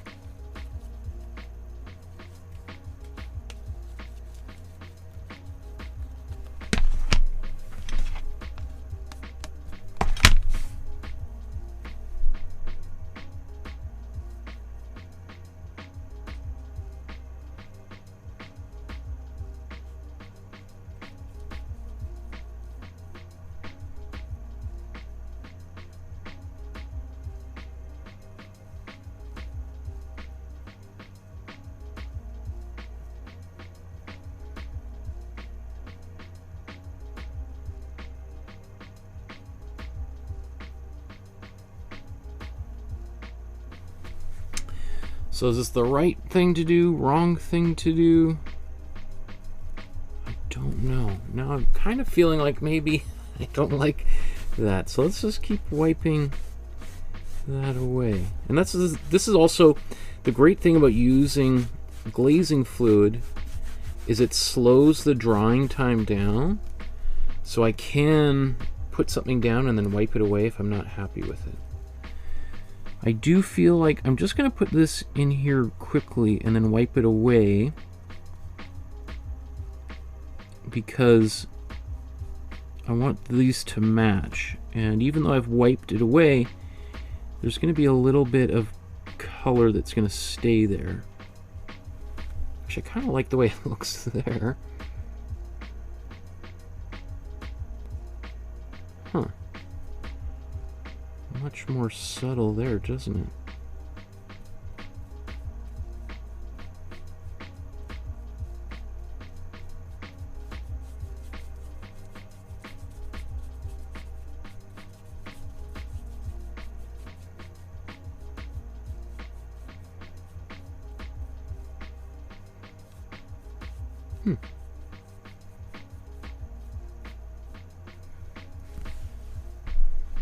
What do I think about that? I still think I'm gonna remove it.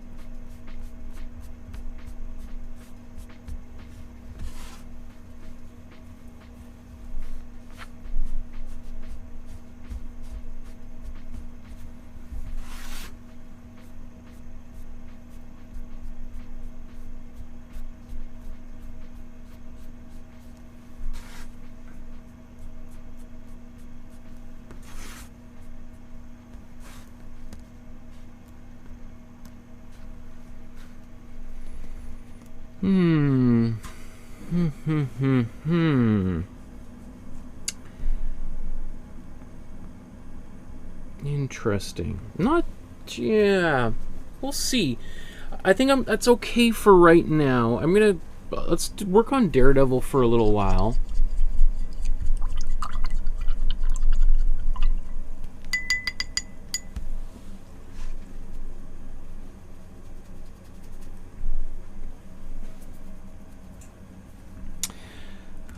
And then we'll come back here. So let's just take some more warm red, and just because I got a bit of this darker color over top of the background, or over top of this character. I just want to make sure he still stays as nice and fully saturated as he was prior.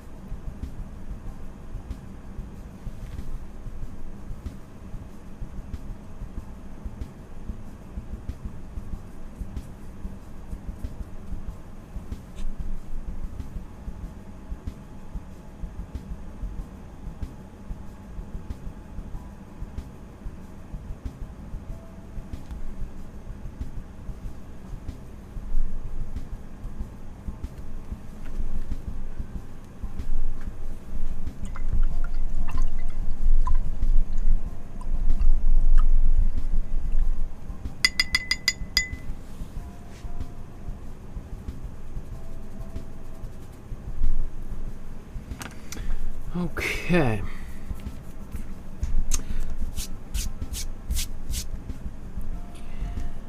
So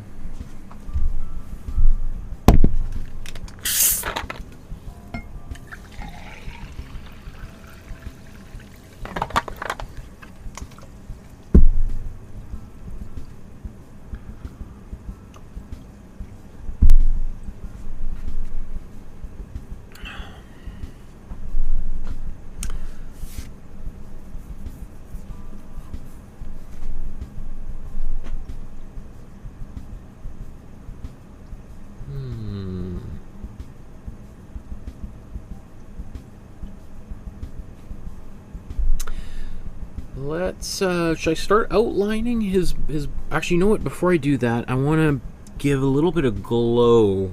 So I'm going to glaze a little bit on these outside edges. So before I do that, I'm going to...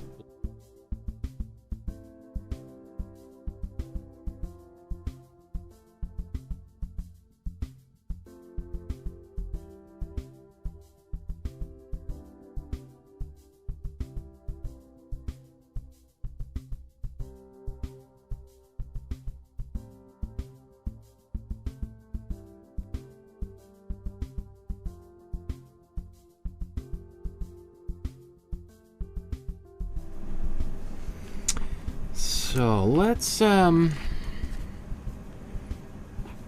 should we, let's do a kind of a peachy glaze, I think, which we can kind of put around all of these areas, which will give it this, the light from below coming right up.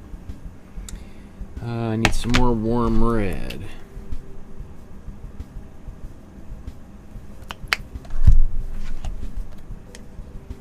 So warm red, warm yellow,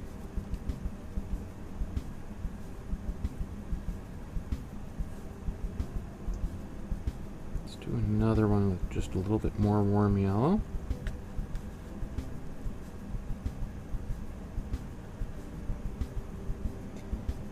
Add some white.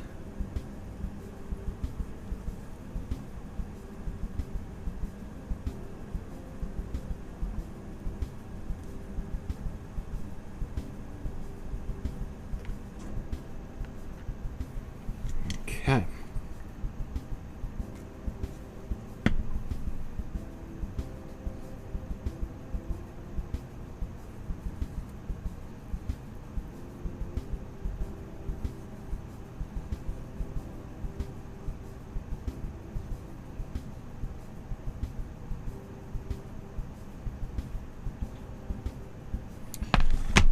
And then I can use any kind of brush, or more specifically the brush like this called a mop brush, which is made for blending.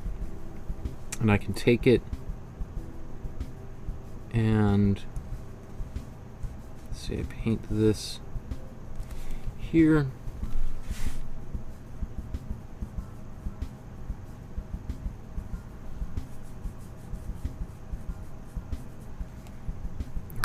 smooths it out.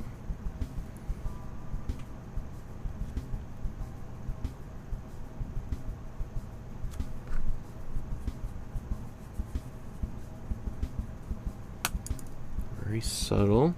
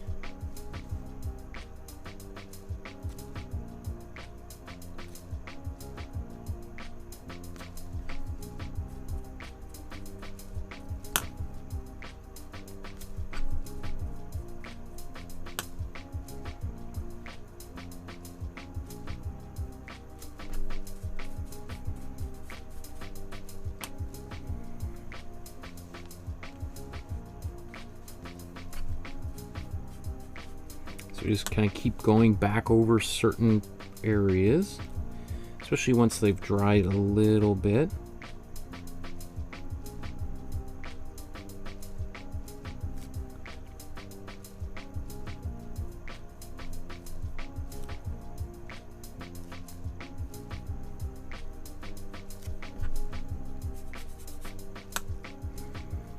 Okay, I'm not sure how well that's coming up on, you know, I can still see all my lines there.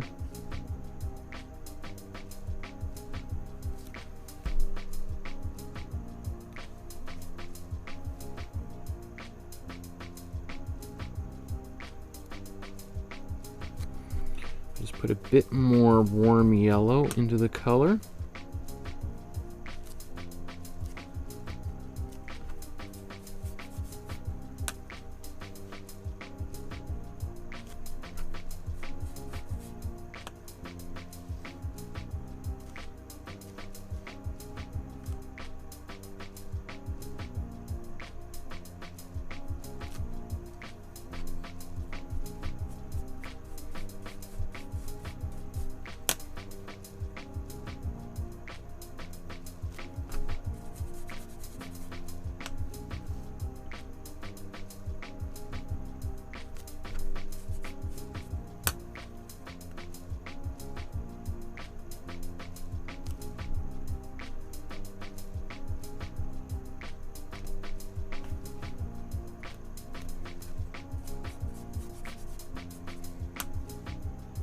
So all this just seems kind of a little bit like busy work right now. Trust me, when we start putting these black lines in over top of it, it just goes like, whoa, what a huge difference it makes.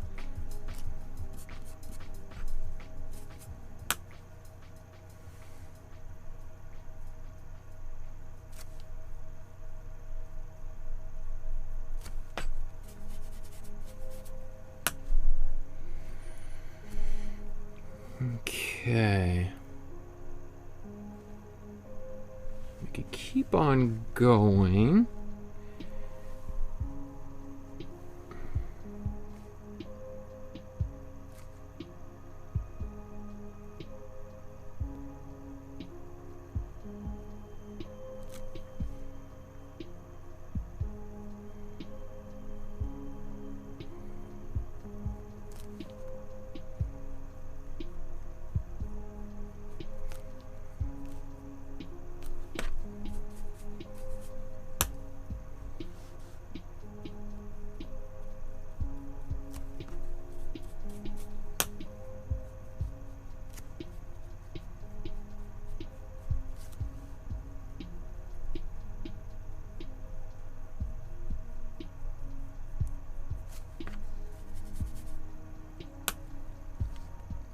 I think this might be the last little bit I put on here.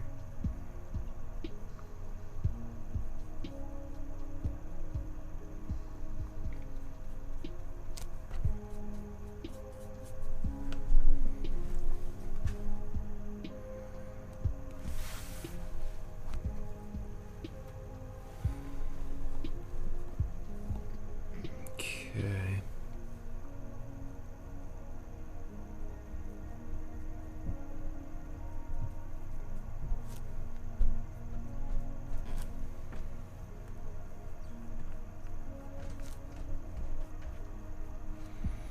I do really like the look that this does have. And I am tempted to just keep on going just a little bit more.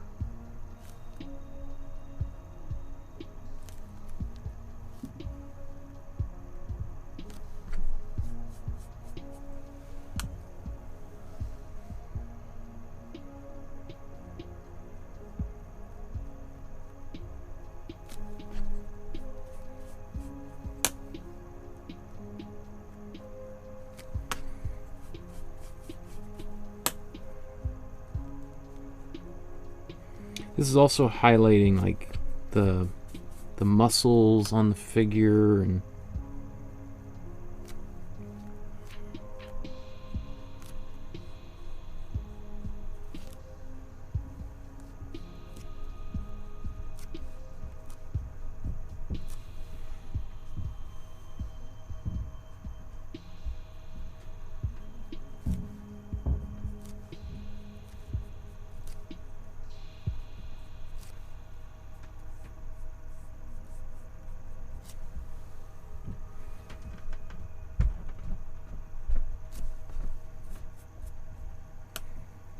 oh, I just want to keep on going and building this up, but this is just going to take forever. So I think that's enough. That's enough. Okay, just gotta move on, Michael.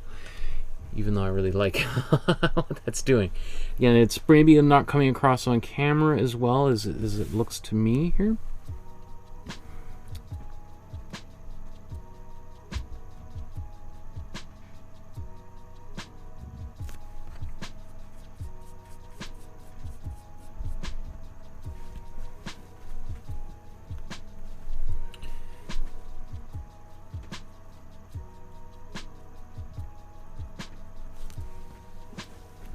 Okay.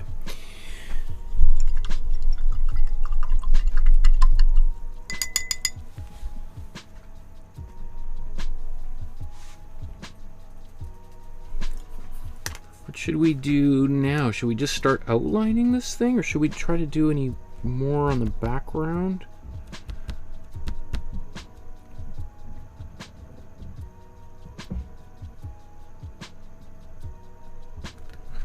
It's interesting, like that Klaus Janson like was really bold with these colors down there. Like I'm honestly a little bit intimidated by going so dark. So I'm gonna follow what these masters have done and just go dive in and get darker. Even though it goes against some of my instincts. You know, let's just take a bit of a darker brown and just dive right in here.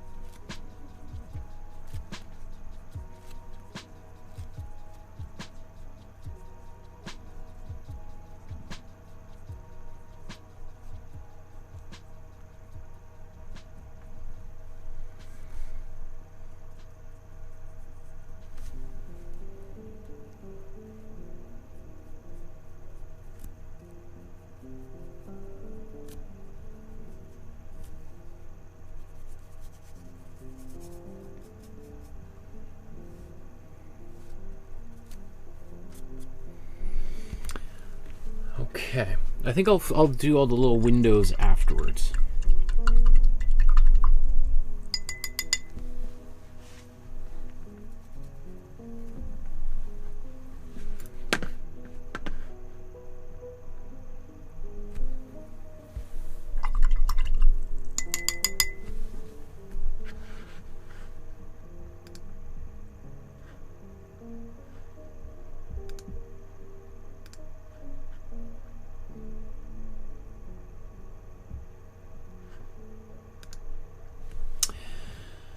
Okay.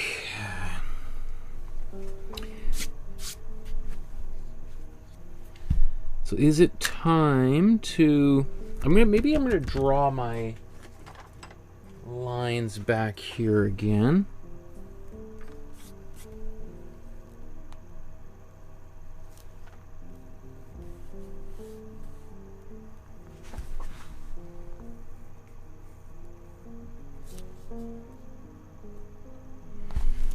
Let's see where.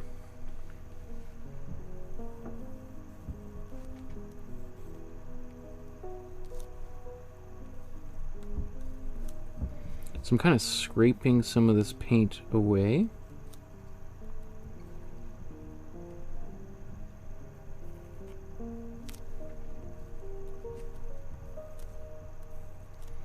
It allows me to see where some of those go.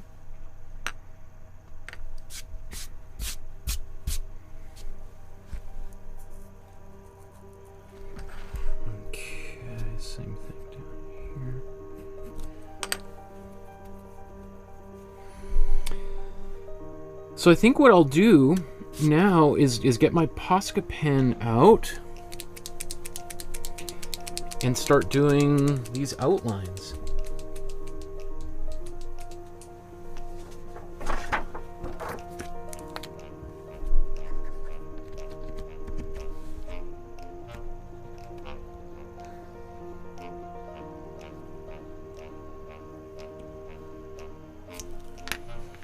And sometimes it does get a little jammed up.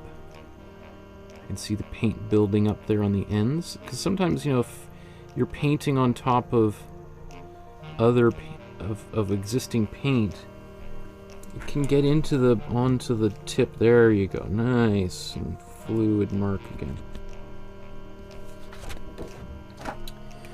One thing just to remember with these Posca pens is they take a while to really dry. So just be careful about, you know, if I draw down here, it could take 20 minutes before it's fully dry before I start, you know, if I move my hand over it could smudge, which might be like, you know, a sign of things to come here in a few minutes. We'll see. So where should we start here?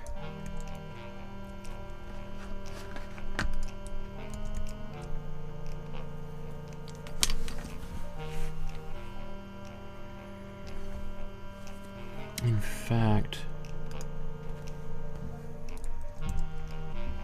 you know, I've already done my outlines, so that helps me kind of see where some of these lines should go. Come on, what's going on here?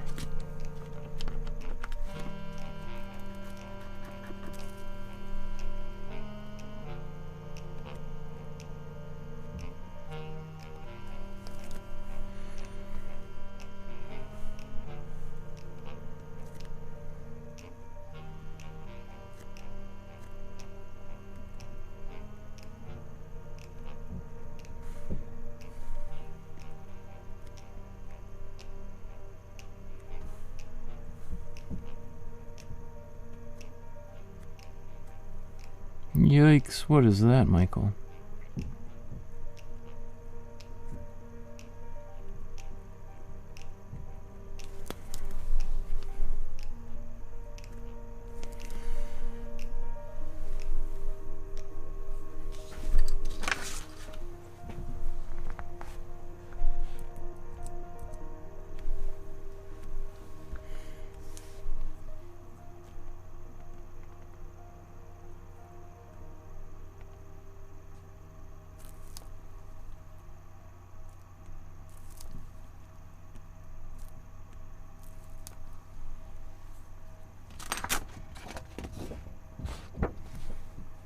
This might not be the best paper because it's going to stick and could transfer the graphite from the back side of the page onto here. So maybe I have to be careful using that. But, you know, I'm just sort of, I've got this reference here because sometimes, you know, even looking at the original, like one of the reasons why I do those outlines is they help me too.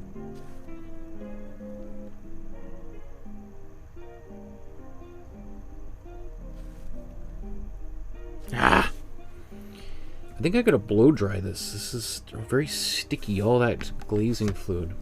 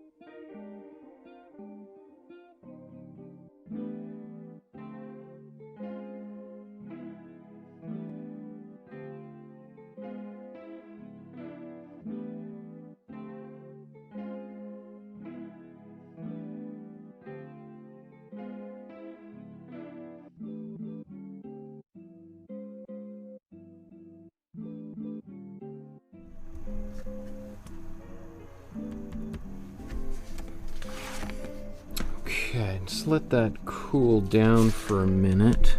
Because what I was ended up doing is same sort of thing as, because this tip is pretty pointy, it was just scraping some of the paint away, even though I wasn't pressing that hard.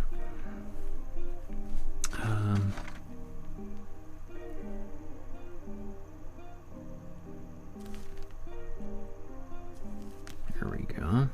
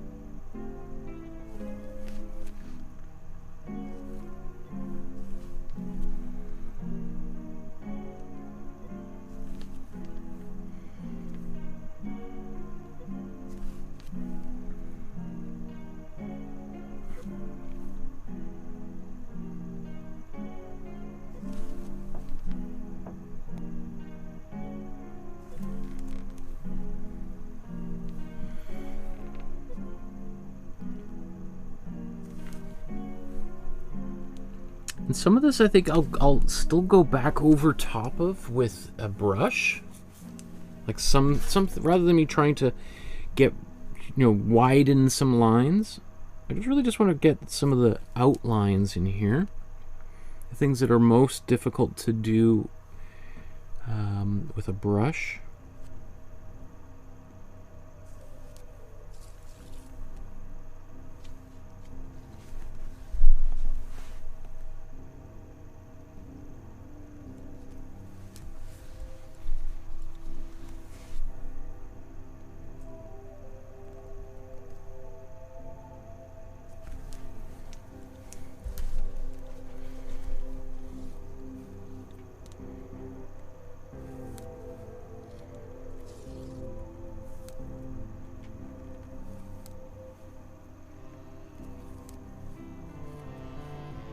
Like, look at all the beautiful anatomy going on here.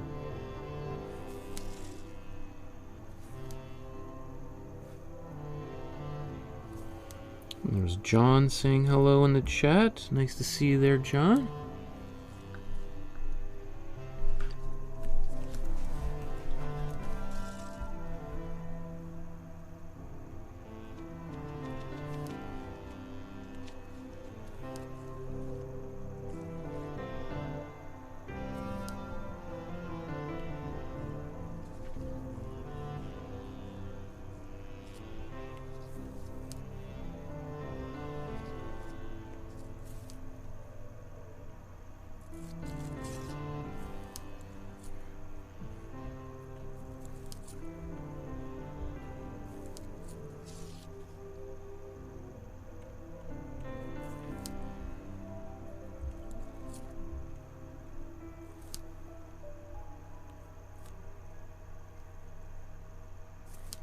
So I'll come back to a few of these places with the brush.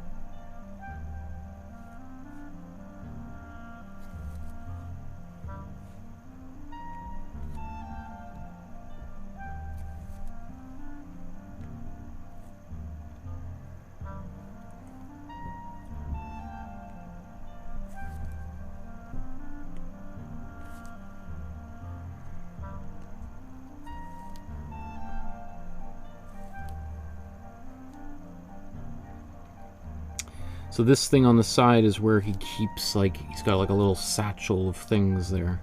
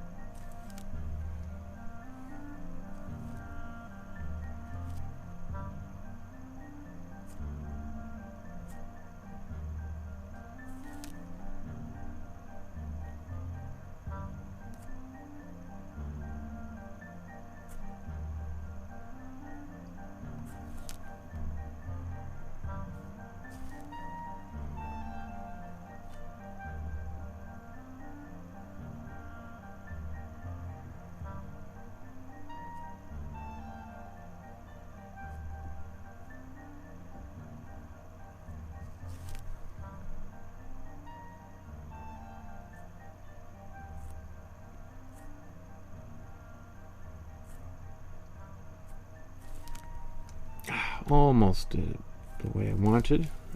Close, but no cigar.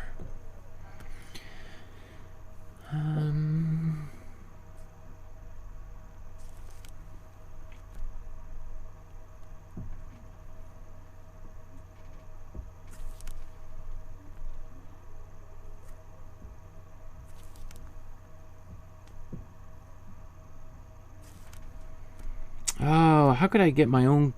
I totally forgot about the way it comes over his nose. Ah.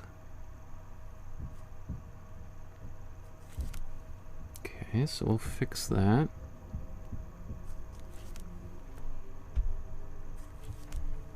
I can't believe as a Daredevil fan I made that boo-boo.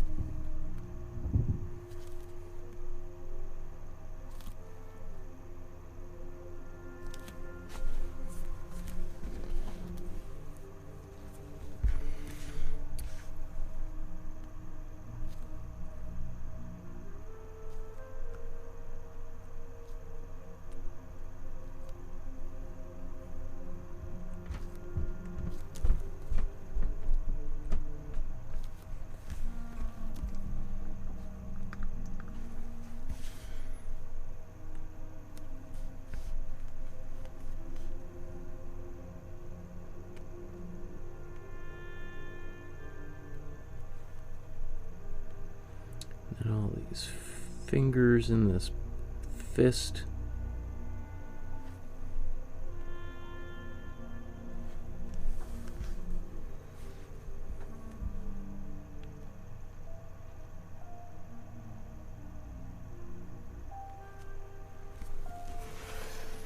And then his billy club here.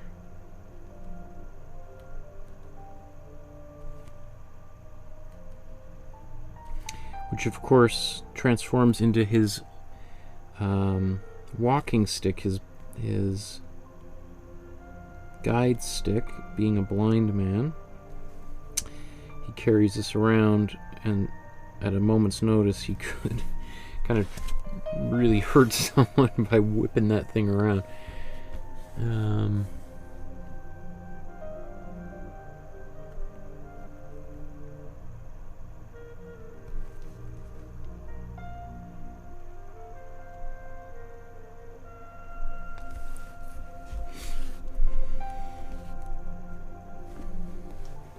Okay, so that's not all of the lines I want to put in, but that's a good start.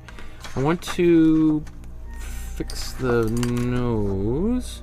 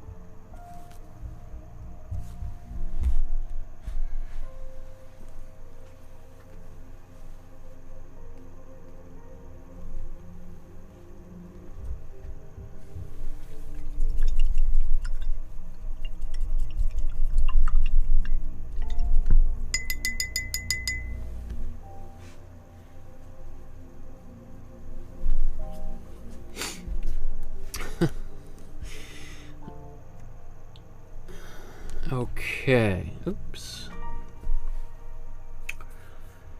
So, what should I build up next? Maybe we'll mix a dark color. We'll start kind of, I'm going to fine tune some of these details in here. And these sides here. So,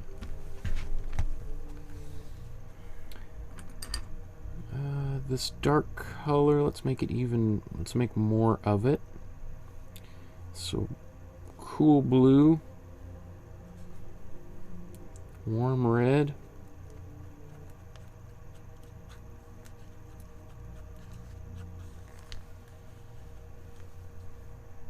and cool yellow.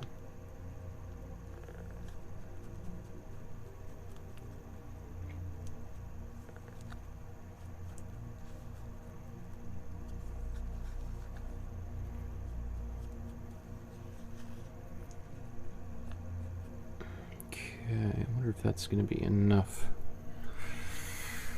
I'm afraid not. So let's make a bigger batch.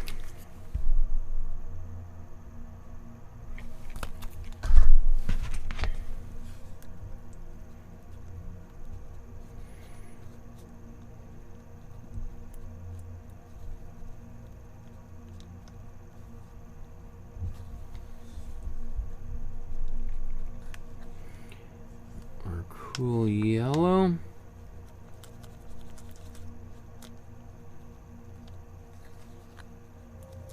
That's pretty good. Alright, it's basically our darkest color that we can get, which is dark enough for almost every possible app. Still looks a bit purple.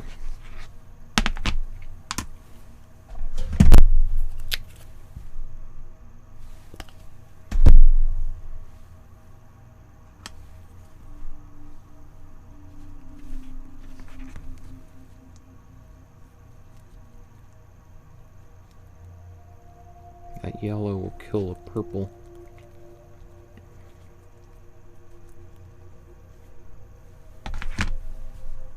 There we go. Now, I do think there's must have been a bit of white that snuck in.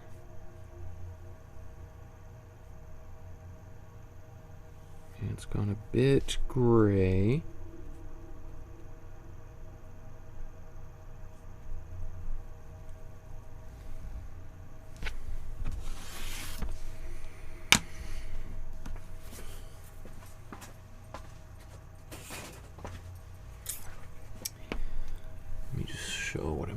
Up to here. Now some of these lines underneath might still be a little wet, so I just want to, I'm not going to tape, I just want to lay a ruler down so that I can see. Yikes. Where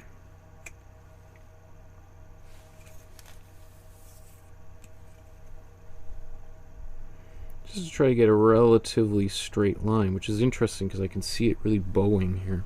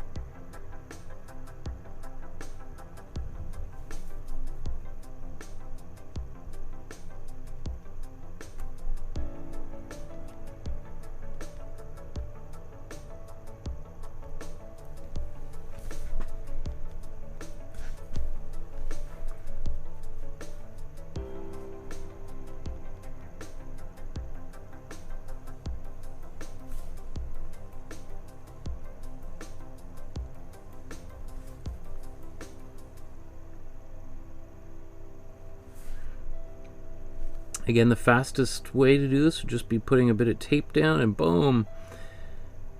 But I always want to think about what are a few different techniques that artists could use to do this kind of thing.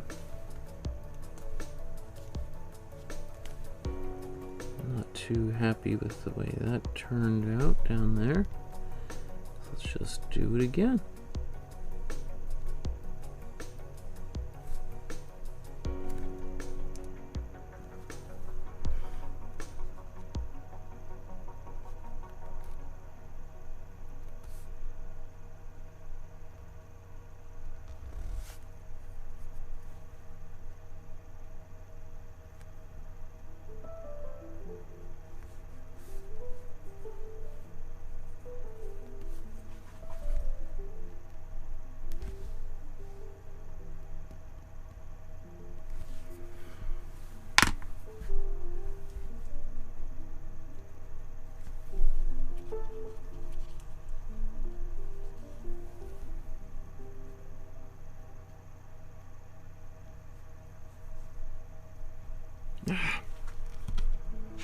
Some of that is a little bit lighter colored. Must have been on the brush. I think it's gonna, as it dries, get a little bit darker, but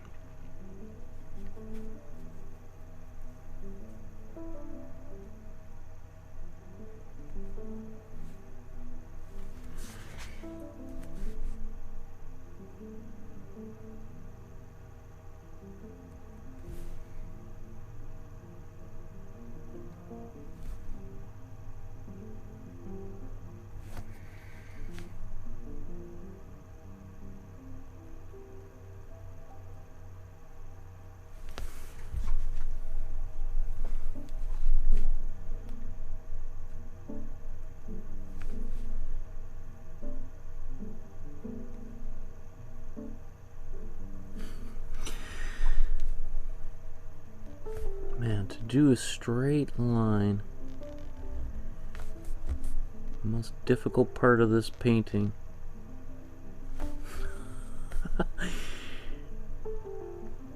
I'm definitely making it more difficult, because I'm just also a little bit anal about these things. Like when I see straight, crooked lines in my own paintings, it's the kind of thing that it's hard for me to look past. There's a lot of other things I'm willing to forgive in my own artwork.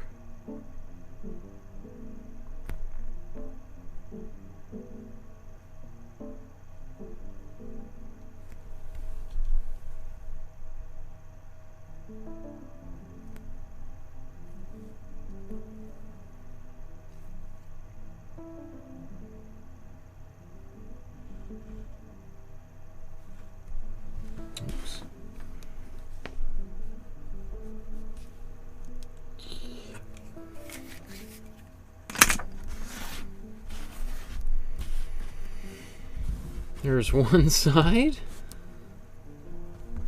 Let's do the other side here.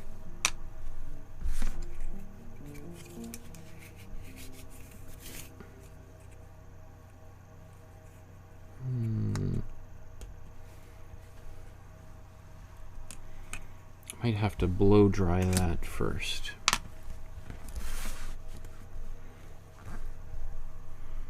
Also, I just want to go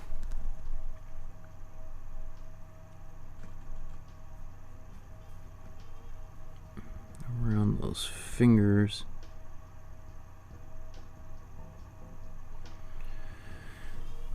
Okay, let's blow dry that.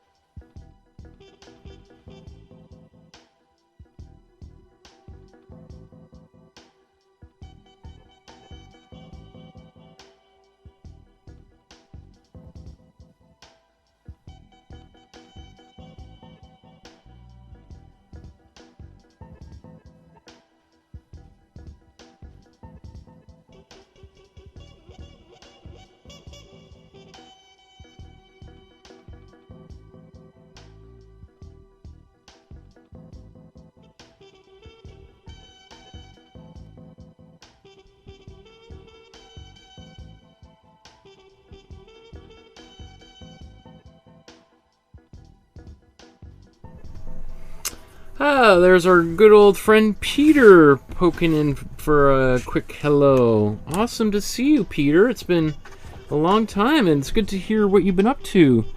Living in Quebec.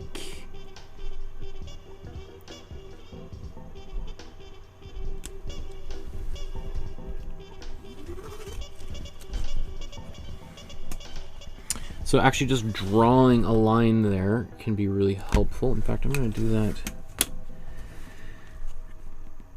again.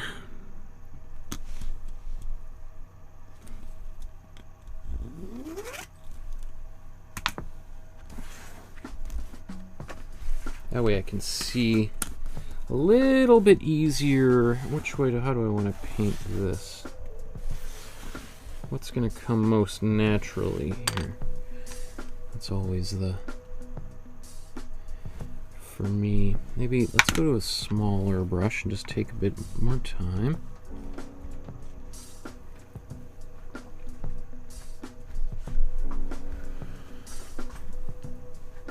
And I got to get kind of down at an angle, especially so I can see that the line I just painted.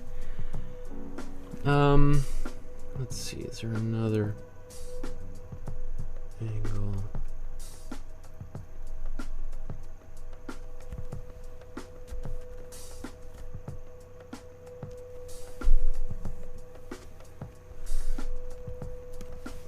Again, I gotta be careful of touching. Some of this could be a little bit wet still with that Posca pen, so you just want to be careful.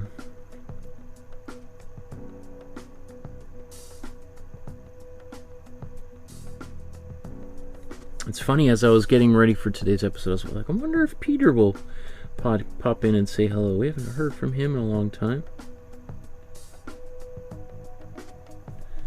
I guess you brought all of your paintings with you to Was it Montreal, or where were you living in Quebec? I know Quebec sometimes has programs where they will pay for you to learn French. And I wonder if that's what you were doing. So I've had many friends take advantage of that program.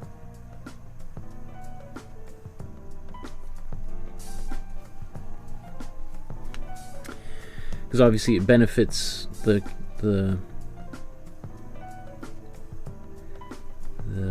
city and the province if more people move there and learn the local language. There's more taxpayers and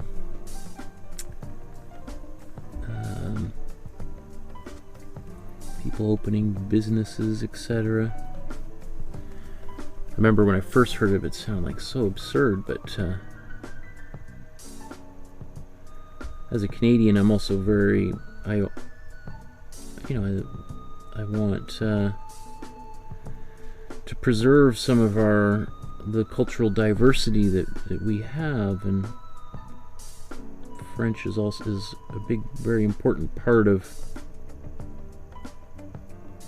Canadian history and who we are as a people. And when I was young, I took French classes all the way through kindergarten through the end of high school,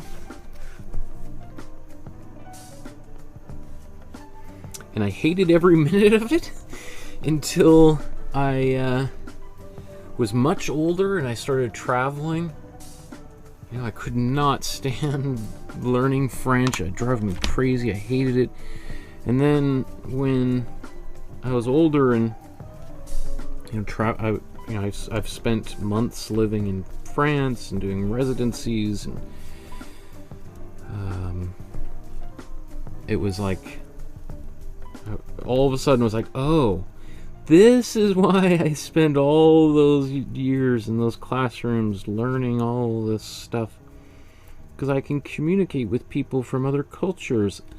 That makes so much sense. And then it was like, oh, okay, thanks, Mom. I didn't. When you're young, you don't necessarily see the wisdom in those types of things.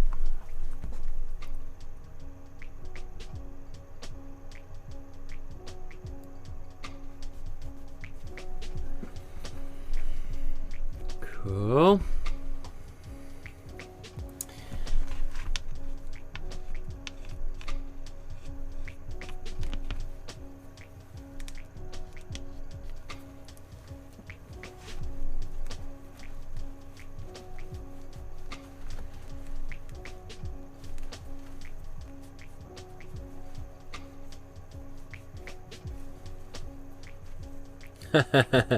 John says, I just want to eat a proper croissant, that's all.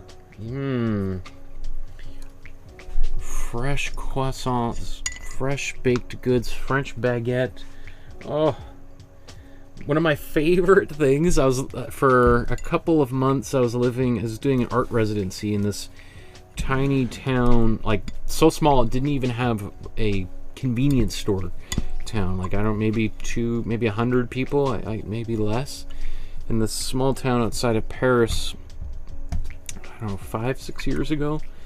And one of the coolest things is that there was a bread truck would come drive through town, I think once in the morning and once in the afternoon, and there'd be a little, sort of like a ice cream truck, beep beep, and everyone would run outside with a couple dollars and buy some fresh baguettes and croissants right out of the back of the trunk of this guy's car. Oh, that's like, I wish there was a bread. Maybe it's probably a good thing that there isn't a bread truck driving around the neighborhood, because boy, oh boy, I'd be their number one customer. Okay. Let's take a look at these side by side. Wow, I didn't even realize how time was flying. Okay, so let's, I want to finish this painting, let's say in, how are we doing for time? Whoa! I didn't expect to, okay. So yeah, in maybe half an hour I'd like to wrap up. So I want to put the railings on here, and then really I'm just going to finish his body. Maybe if I got time for windows, but that might be really pushing it. Wow. Time just... Where does the time go? I try to keep attention on where everything is, but... Okay, so maybe I'm going to blow dry this because there's just a lot of wet paint there, and that just makes me anxious, so...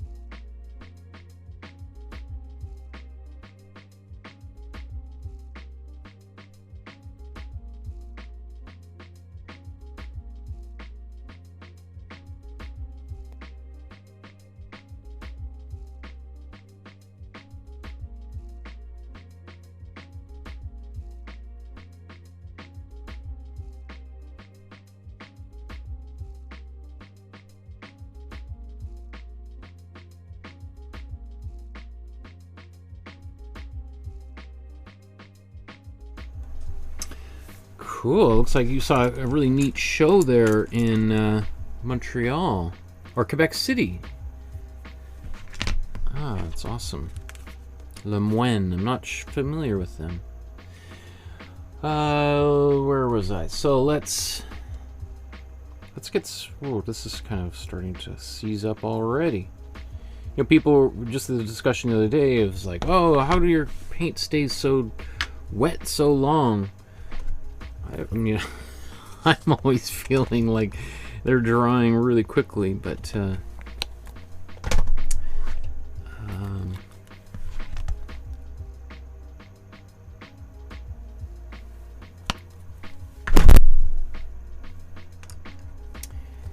let's mix this together.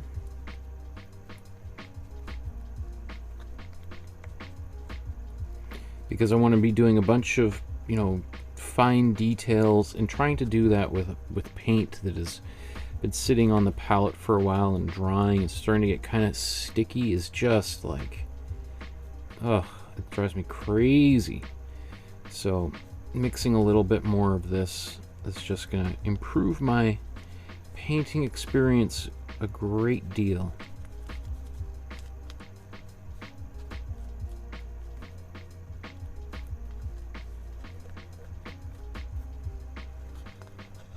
Okay.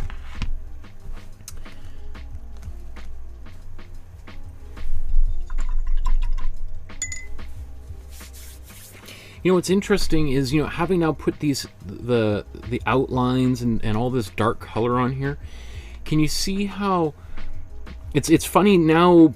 Some of those highlights, everything just looks very different, right? For a while there, we were in this kind of purgatory state where it's like, oh, I don't know, how's it turning out? And, you know, I say all the time, like, when you're beginning as an artist, and you're just learning to paint, and if you haven't had to kind of push through that stage of a painting, it's really scary. And you often, that's where you want to feel like you want to give up, because you're just like, things aren't working out, something's wrong here.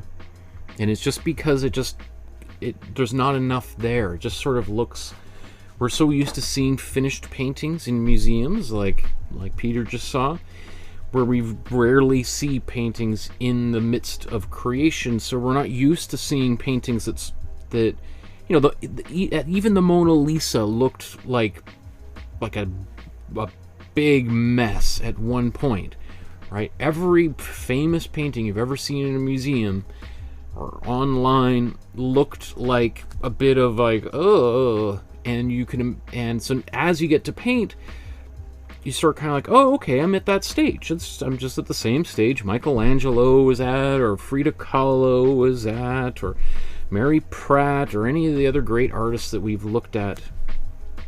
We are going to be looking at Michelangelo. I was going to say we haven't looked at, but I've got him on the schedule coming up for anybody curious.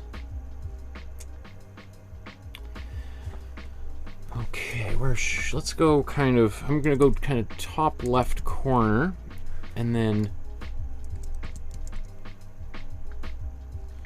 work my way down this way. And hopefully I've blow dried this enough that it won't smudge.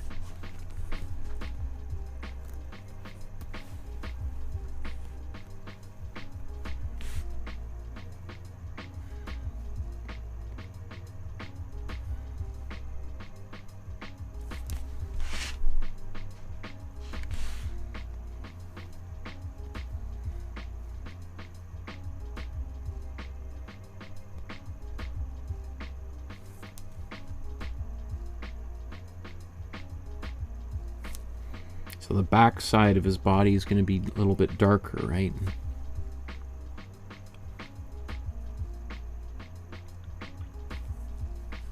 Not sure about that.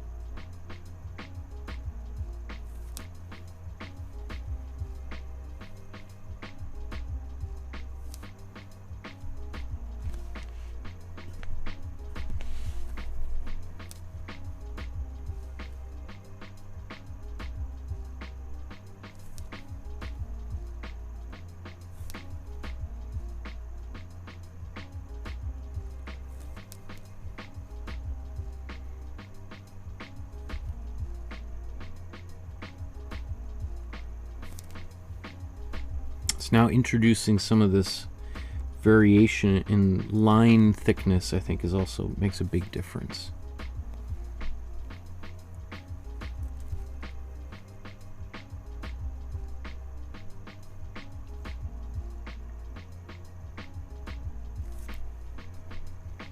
So here's an ear.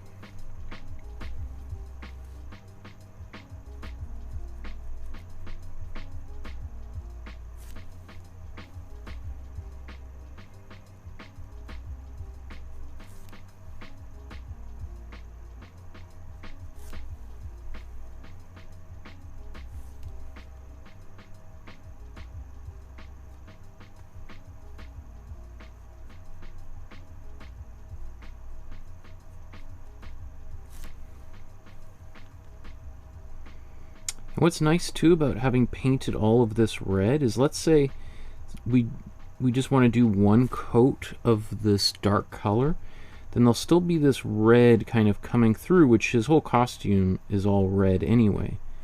So it's not like there'll be white or yellow or something else coming through here. It'll all be the actual color of his outfit underneath all of this.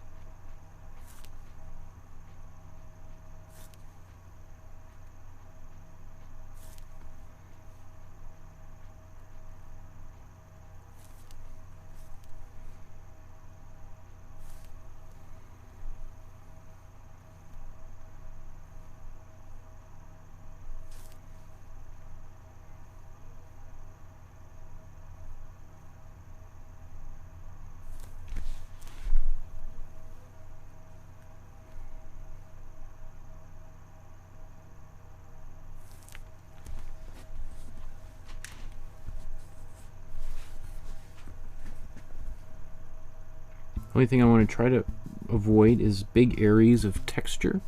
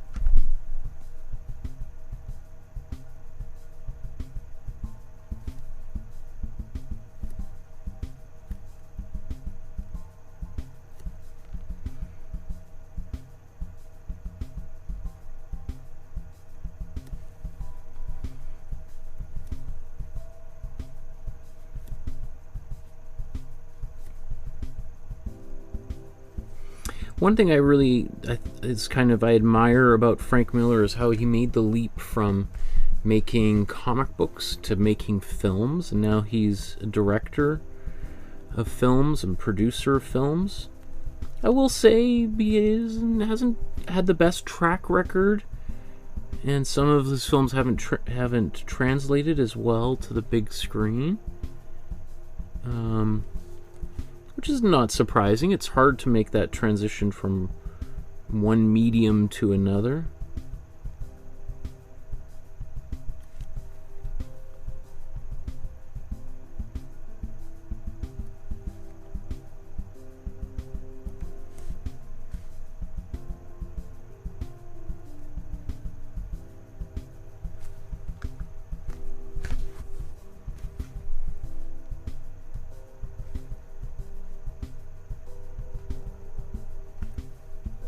So some of this was kind of a little bit dark, so it's like, you know what, let's just paint it kind of black.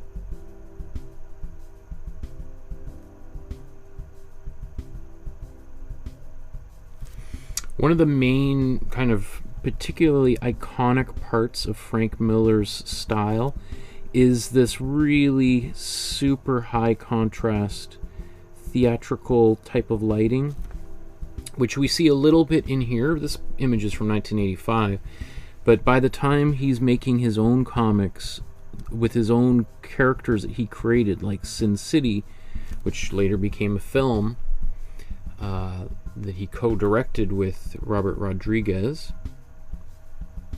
As he starts doing that, like, it becomes really even more extreme. He just keeps on getting more and more dramatic with his outlining.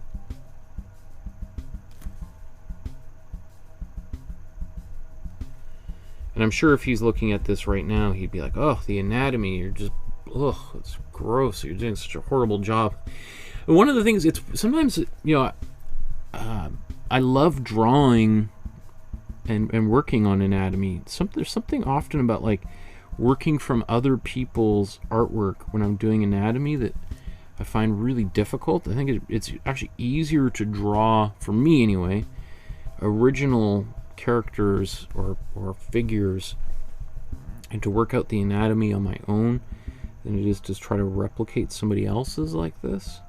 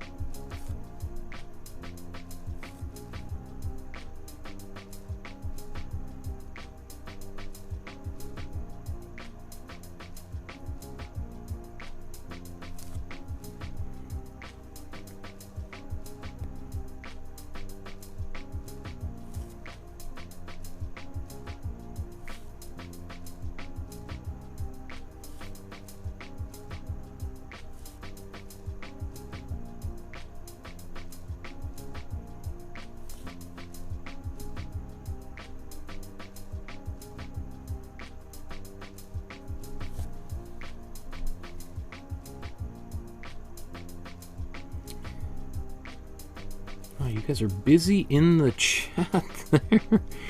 Having a whole conversation.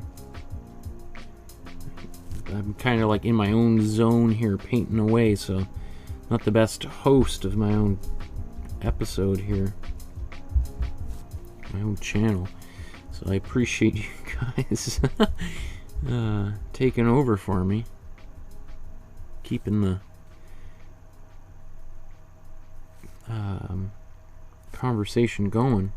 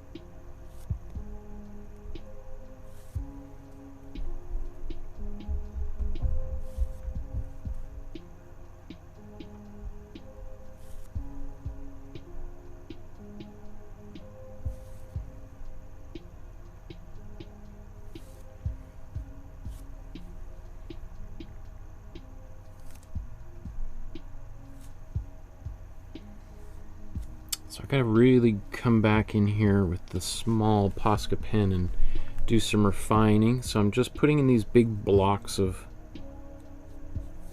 color at the moment.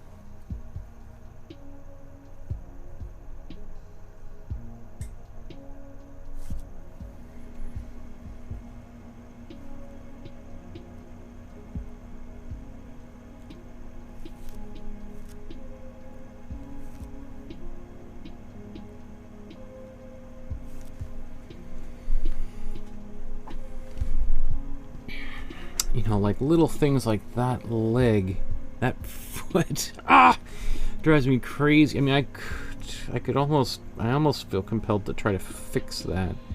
It looks so silly. You could see where it once was, and then I kept making it wider and wider and wider. Yeah. Okay.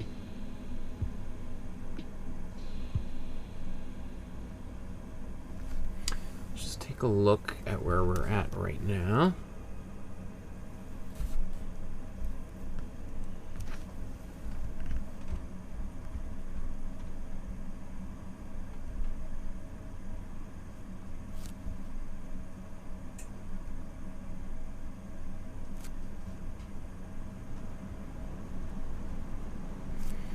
You know, this is one of those instances where it does, I think to myself, you know, black would probably be useful as opposed to mixing my own color and painting it in here, just because there's a lot of transparency.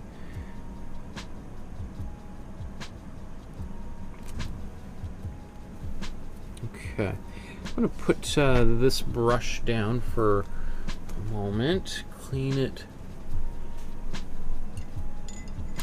You guys are making me hungry. All this conversation about goulash, mushroom soup, veggie, Italian pizza, pasta.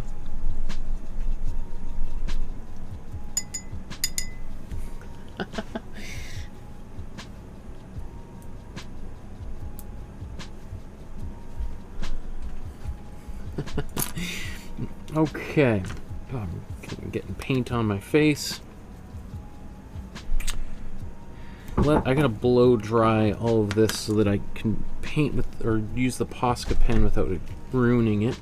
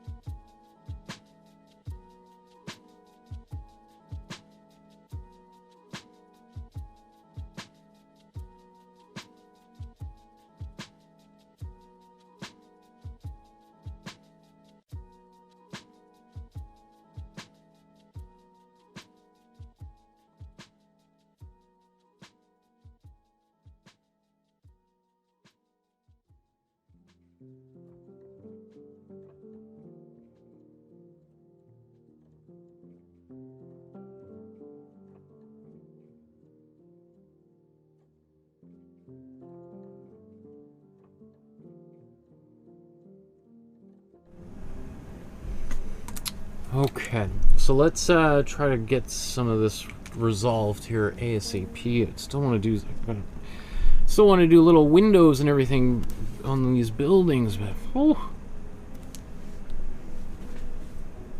let's make sure this is still working. Okay. Now, how many of these little lines and things do I want to do? Like, this is all the work of Klaus Janson here, all of this detail.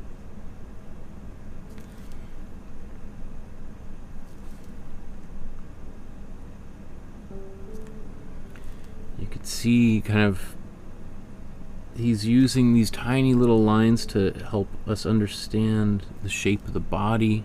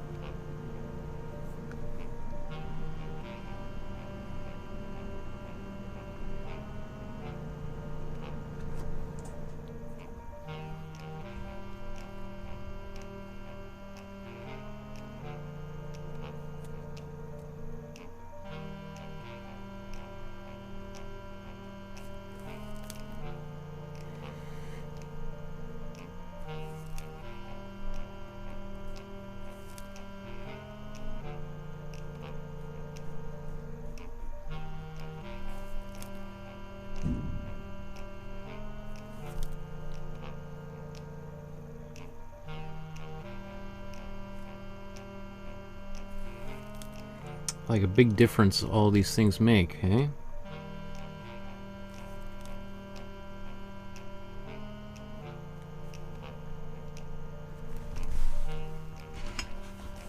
Oh, that foot's gonna drive me nuts. Do I really...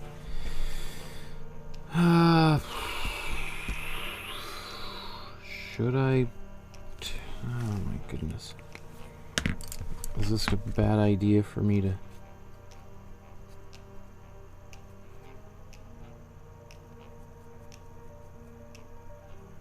try to get in here? A bit of cool yellow. And white.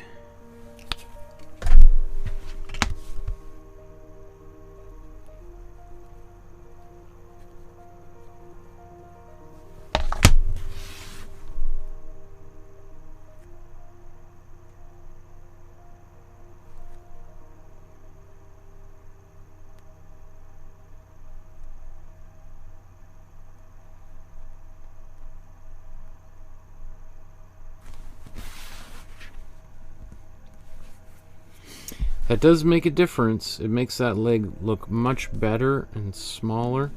Obviously, it needs a little bit of touching up. I'll have to wait for that to dry.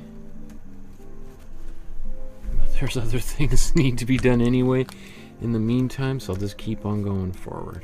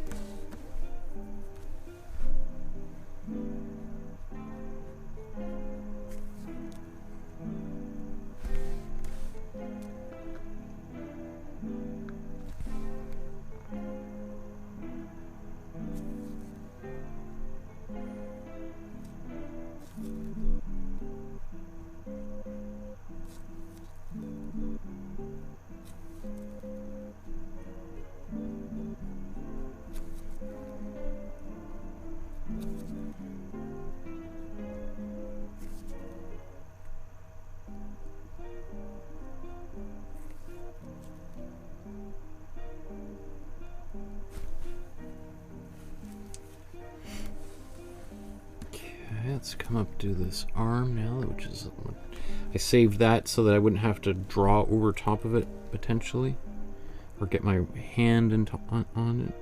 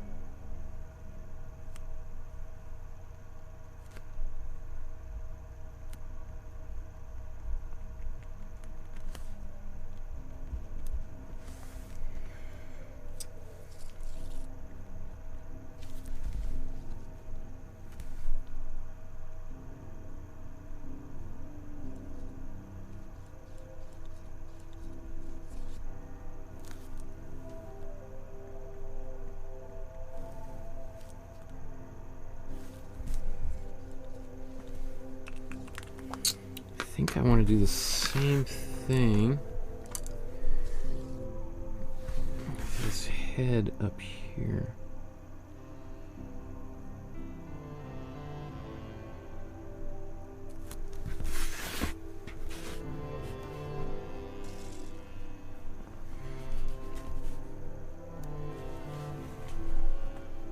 Okay, getting there. Let's do these. So if, for instance, I had lost some of this, what I would just do is I would just literally cut this whole corner shape off, and then I could align it with my side of my building, trace around it, and there I would go. But I was able to kind of preserve some of it, so I'm not in that situation, but If that was you and you're upset because you lost it, you can still find it.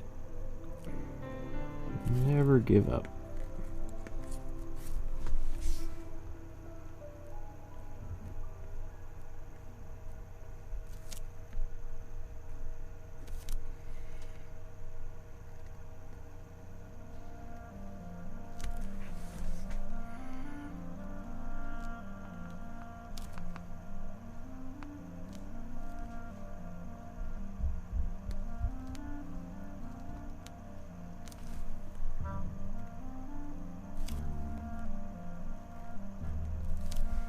So these actually, I'll probably paint over them.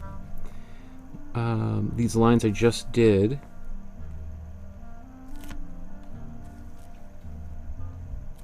It's really what I want to use this pen for is the lines in between. So I'm just quickly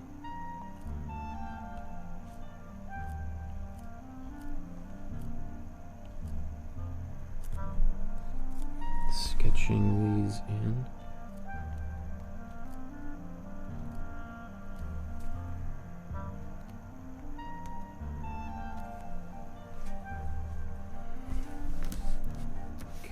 Okay. Well, oh, let's do this. I was going to paint it, blow dry it. Let's just try to get things done at a reasonable speed here, Michael. Enough putzing around.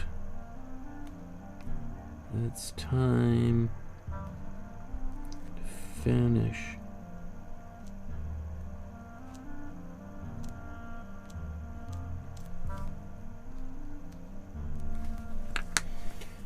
Maybe we'll just jump in here.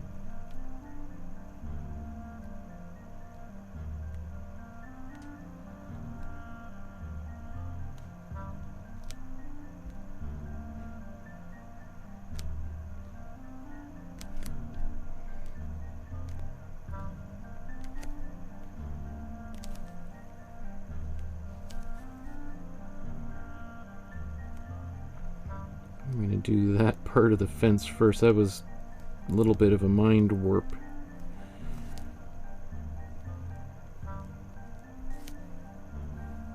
It's still a mind warp.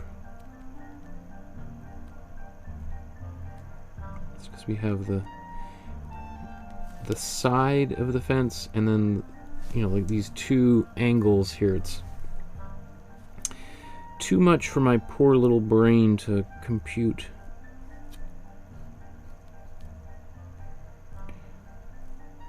It does create a neat effect though, so I think it's helpful to do it.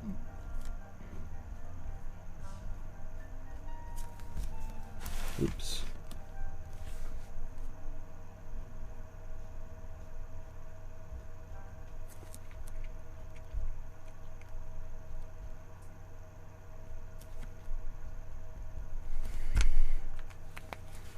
Okay.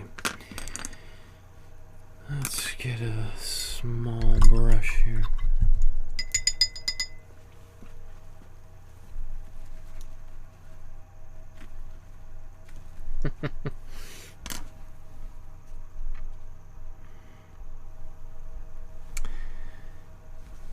Okay, so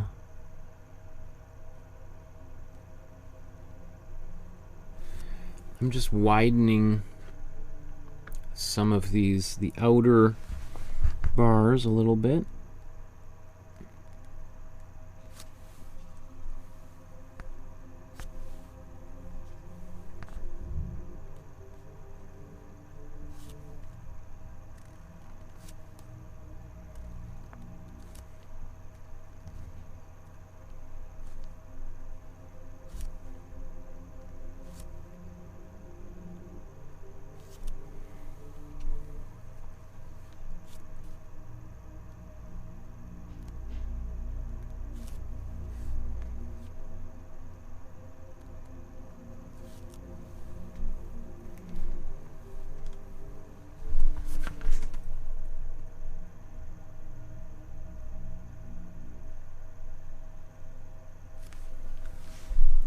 getting kind of sloppy as I'm moving quicker and quicker, and these are getting bigger and wider, and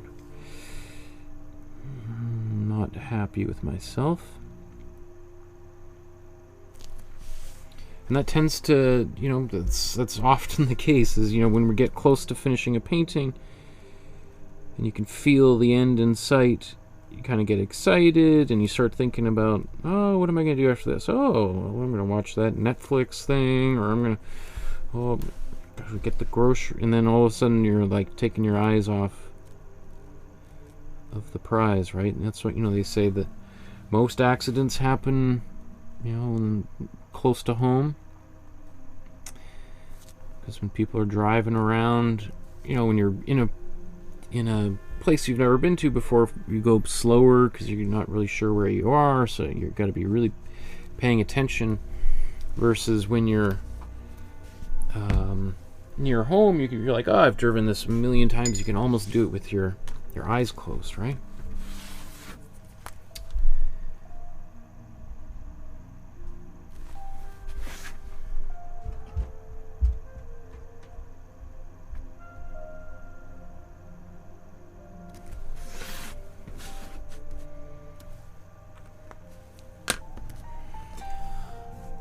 Oh, goodness gracious, where are we here?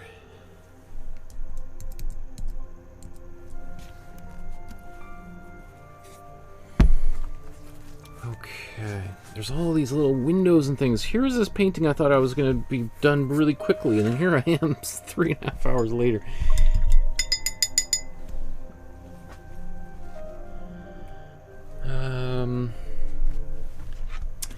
So I'm going to take basically white with just a little bit of yellow, of cool yellow, and I'm going to do little tiny windows here. And again, I got to go kind of slow, otherwise it's going to get sloppy. So I got to take my time.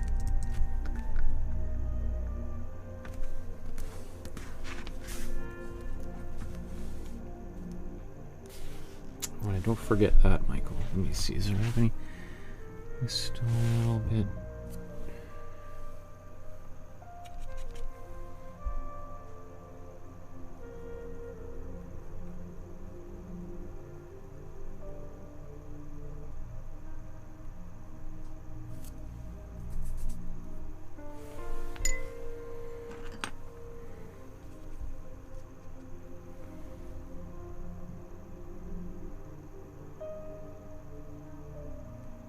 I don't know if you remember, but I said a long time ago, I save a little bit of paint in case I got to do touch-ups here and there. Here's this brown paint I was talking about earlier.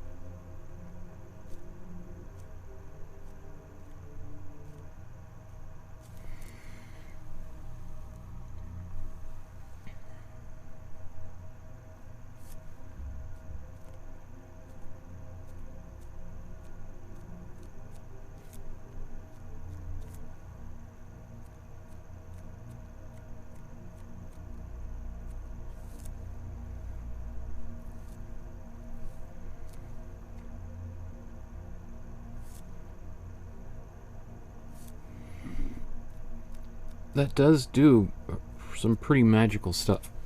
These little spots. I'm liking the way that it looks.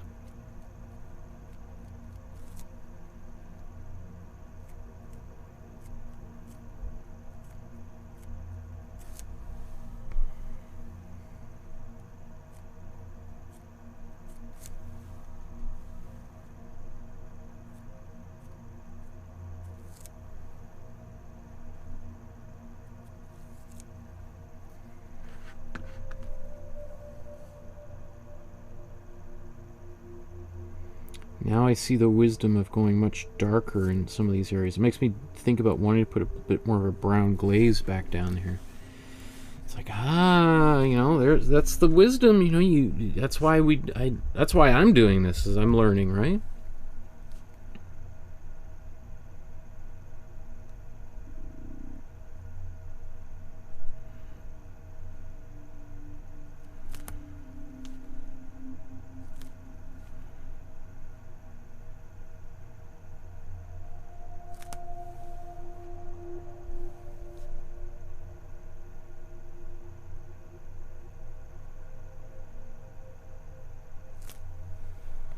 And I'm kind of bummed that I should have maybe gridded this whole thing out. I would have got a little bit more accuracy here with these spots, just sort of right now being pretty random.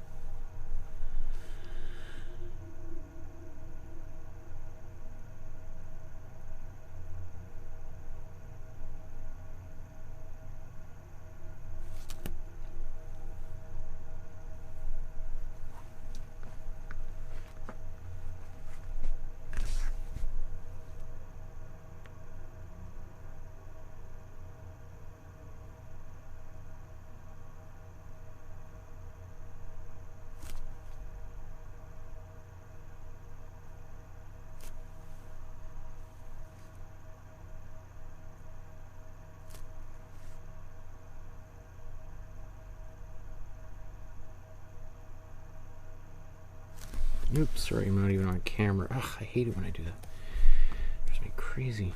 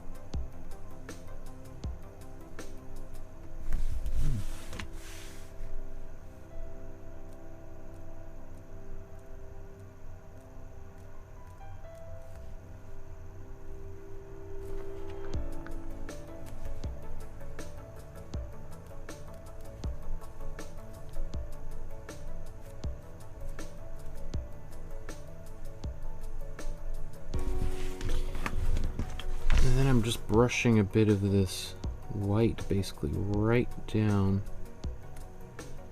under here to just make it like as if this whole area in the bottom corner is kind of just glowing,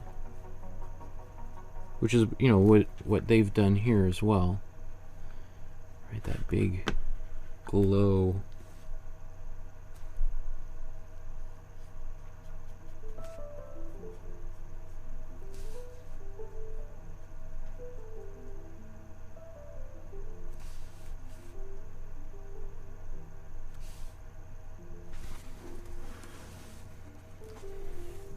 Let's see.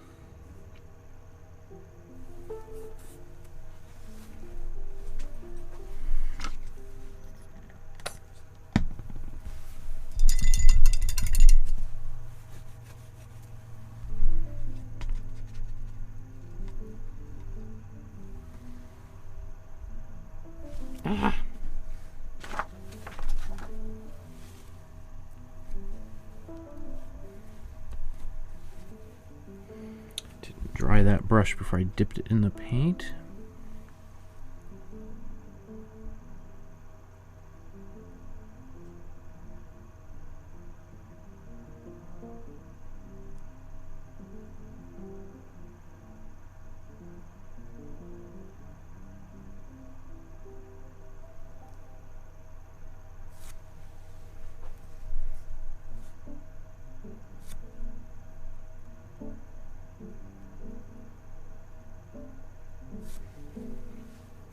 Okay, I think I could really continue here, but considering how long I've been working on this one, I mean, I kind of want to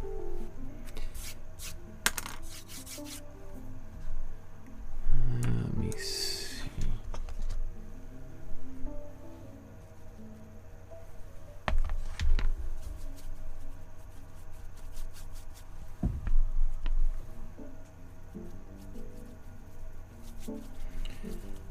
There's a few areas that I had noticed were still a little bit transparent.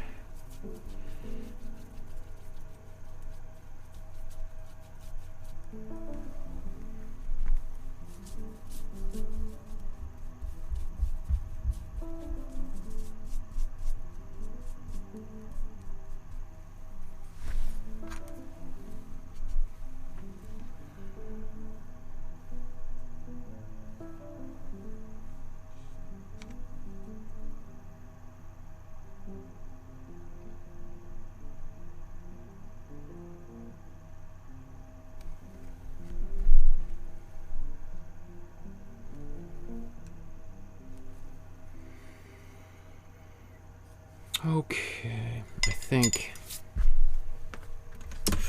time-wise, I could continue, but maybe only getting 5% better over the next 20 minutes versus just saying that's good enough, right?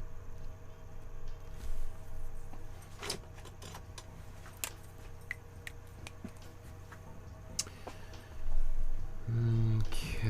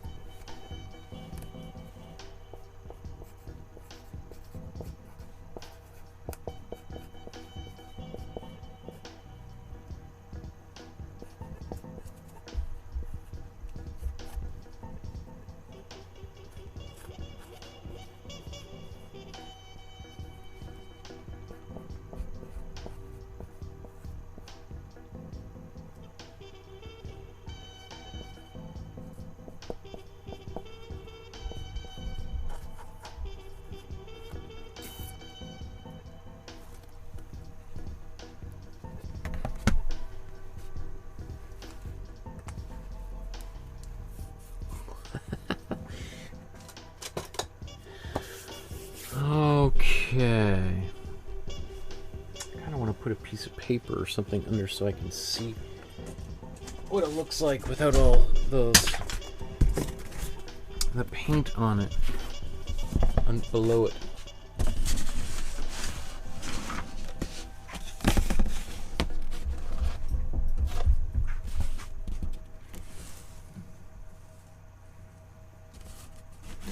I have to find like the paint underneath becomes very distracting for me when I'm trying to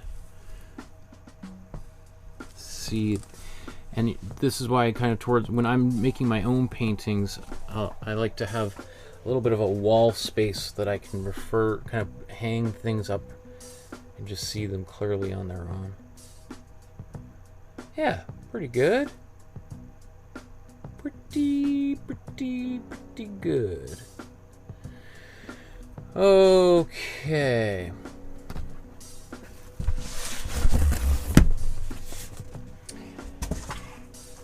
So, thank you everyone for joining me once again. If you liked the episode, you want to see more, subscribe to the channel. I know there's always new people who are watching all the time.